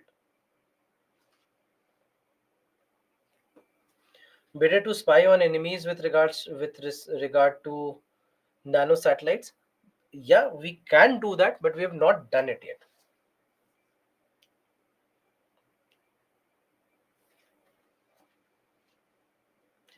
Gravity is because of space-time bend.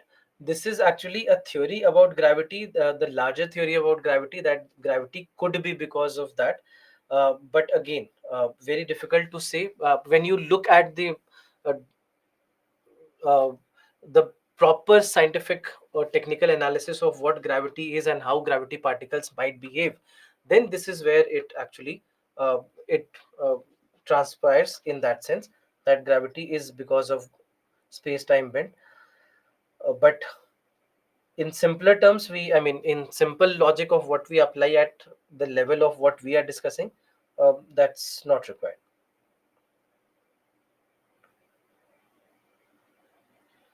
Please show the slide where you wrote definition of Lagrange points. Here.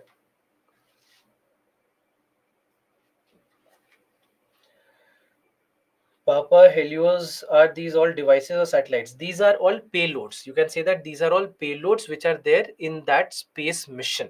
It's all a part of the space mission. So can't call it as a satellite as such, more of devices or instruments. But the best way to say what they are payloads.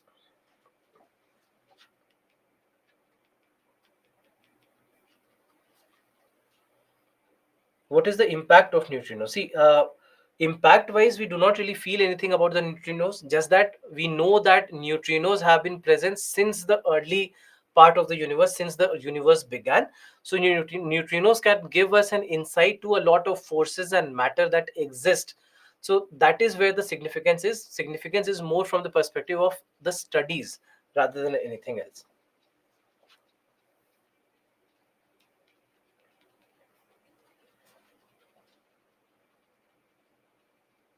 Any other satellites other than Aditya L1 at L1 currently?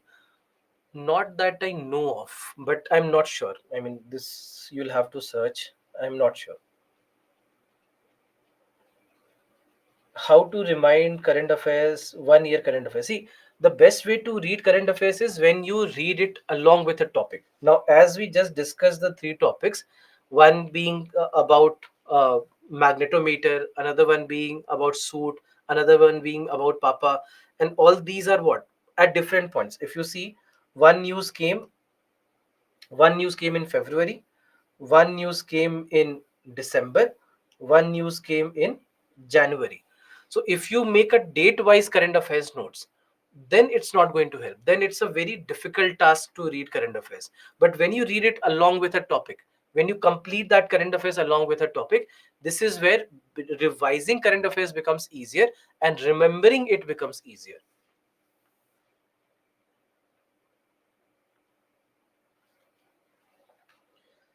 Please explain that elliptical orbit with inclination and 0 degree inclination in GSO. If GSO inclination is zero, then it is nothing but GEO. No, it is still not GEO. Why? Because shape.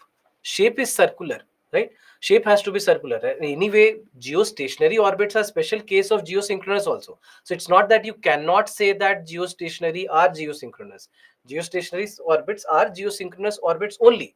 Just that they have these specialities: 0 degree inclination, circular orbit, the height being fixed. So these are special properties. Otherwise, they are geosynchronous only.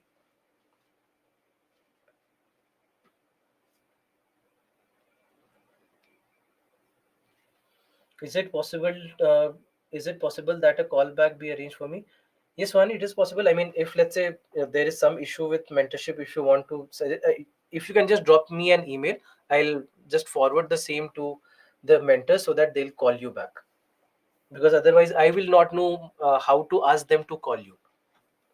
So you can drop me an email at rashesh.kumar@byju's.com. I'll take it further.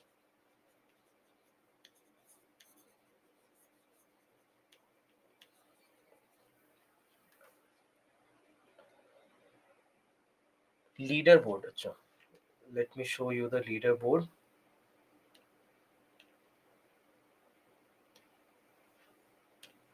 Yeah, here it is. Oh, I know why you have asked. Because you have gotten all correct.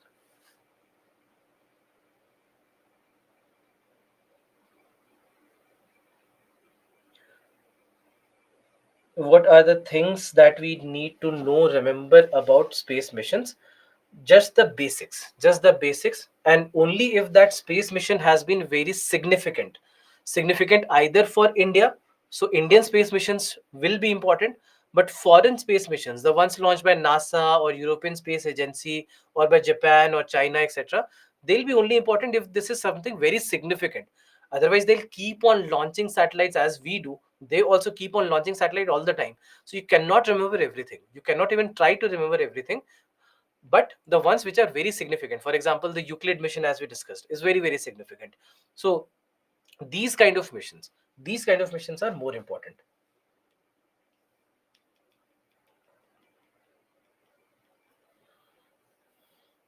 Hmm. So congratulations to all of you who have, two of you, Grish and Shreyank, you have done all correct, and even the ones who have just done one mistake, good job. And for the others, I'm sure that you understand where you made the mistakes and you'll not commit those mistakes in the future.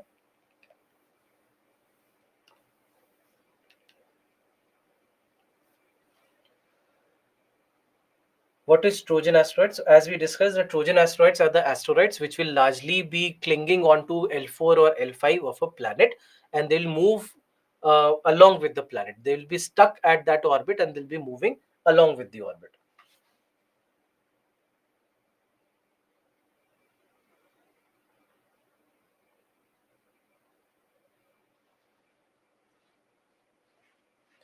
The greater the gravity of planet, the greater time it takes to orbit the sun.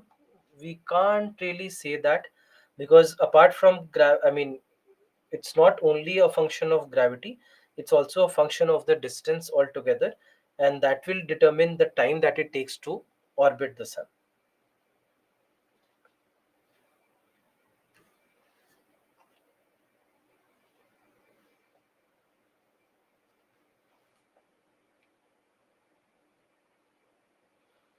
Can I leave the class? Yes, I mean, if you don't have any further doubts, you can. I'm just looking at all the doubts and solving them.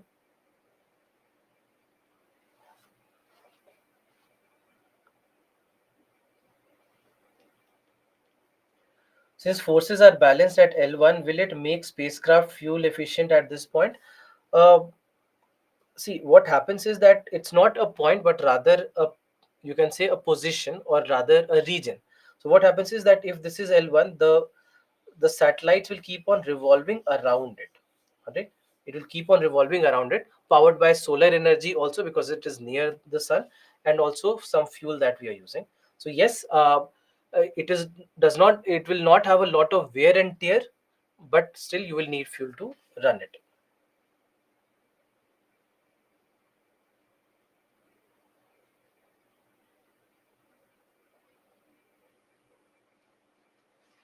So, Ani, you just drop me an email. I'll try to resolve whatever issues you have. What is magnetometer? Magnetometer basically does an analysis of all the magnetic particles that are coming from the sun and tries to understand the magnetic intensity of the sun.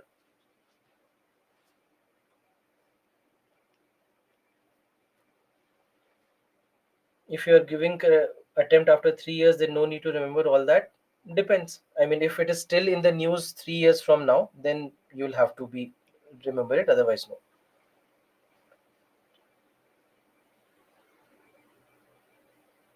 Pick from animal movie. Yeah, it was from animal movie.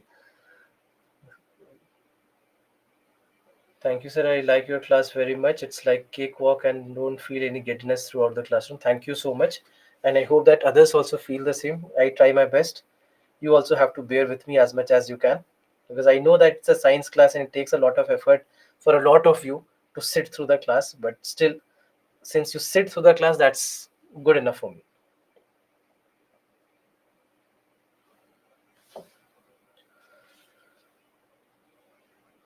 Can a black hole orbit a supermassive black hole? Technically, yes, possible. But we generally have seen binary star systems, but binary black hole systems, only a couple of them, and most of more. In that case, also they have been pretty similar in their masses.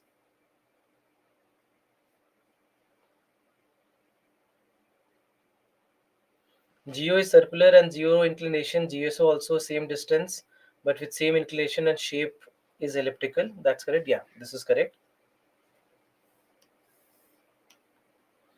Hmm. So let's end the class here. Let's meet back tomorrow. We shall continue from where we left, and probably we'll be able to finish this chapter in tomorrow's lecture. And if we do that, and if we have time, maybe biotechnology as the next chapter will also be started tomorrow. Thank you.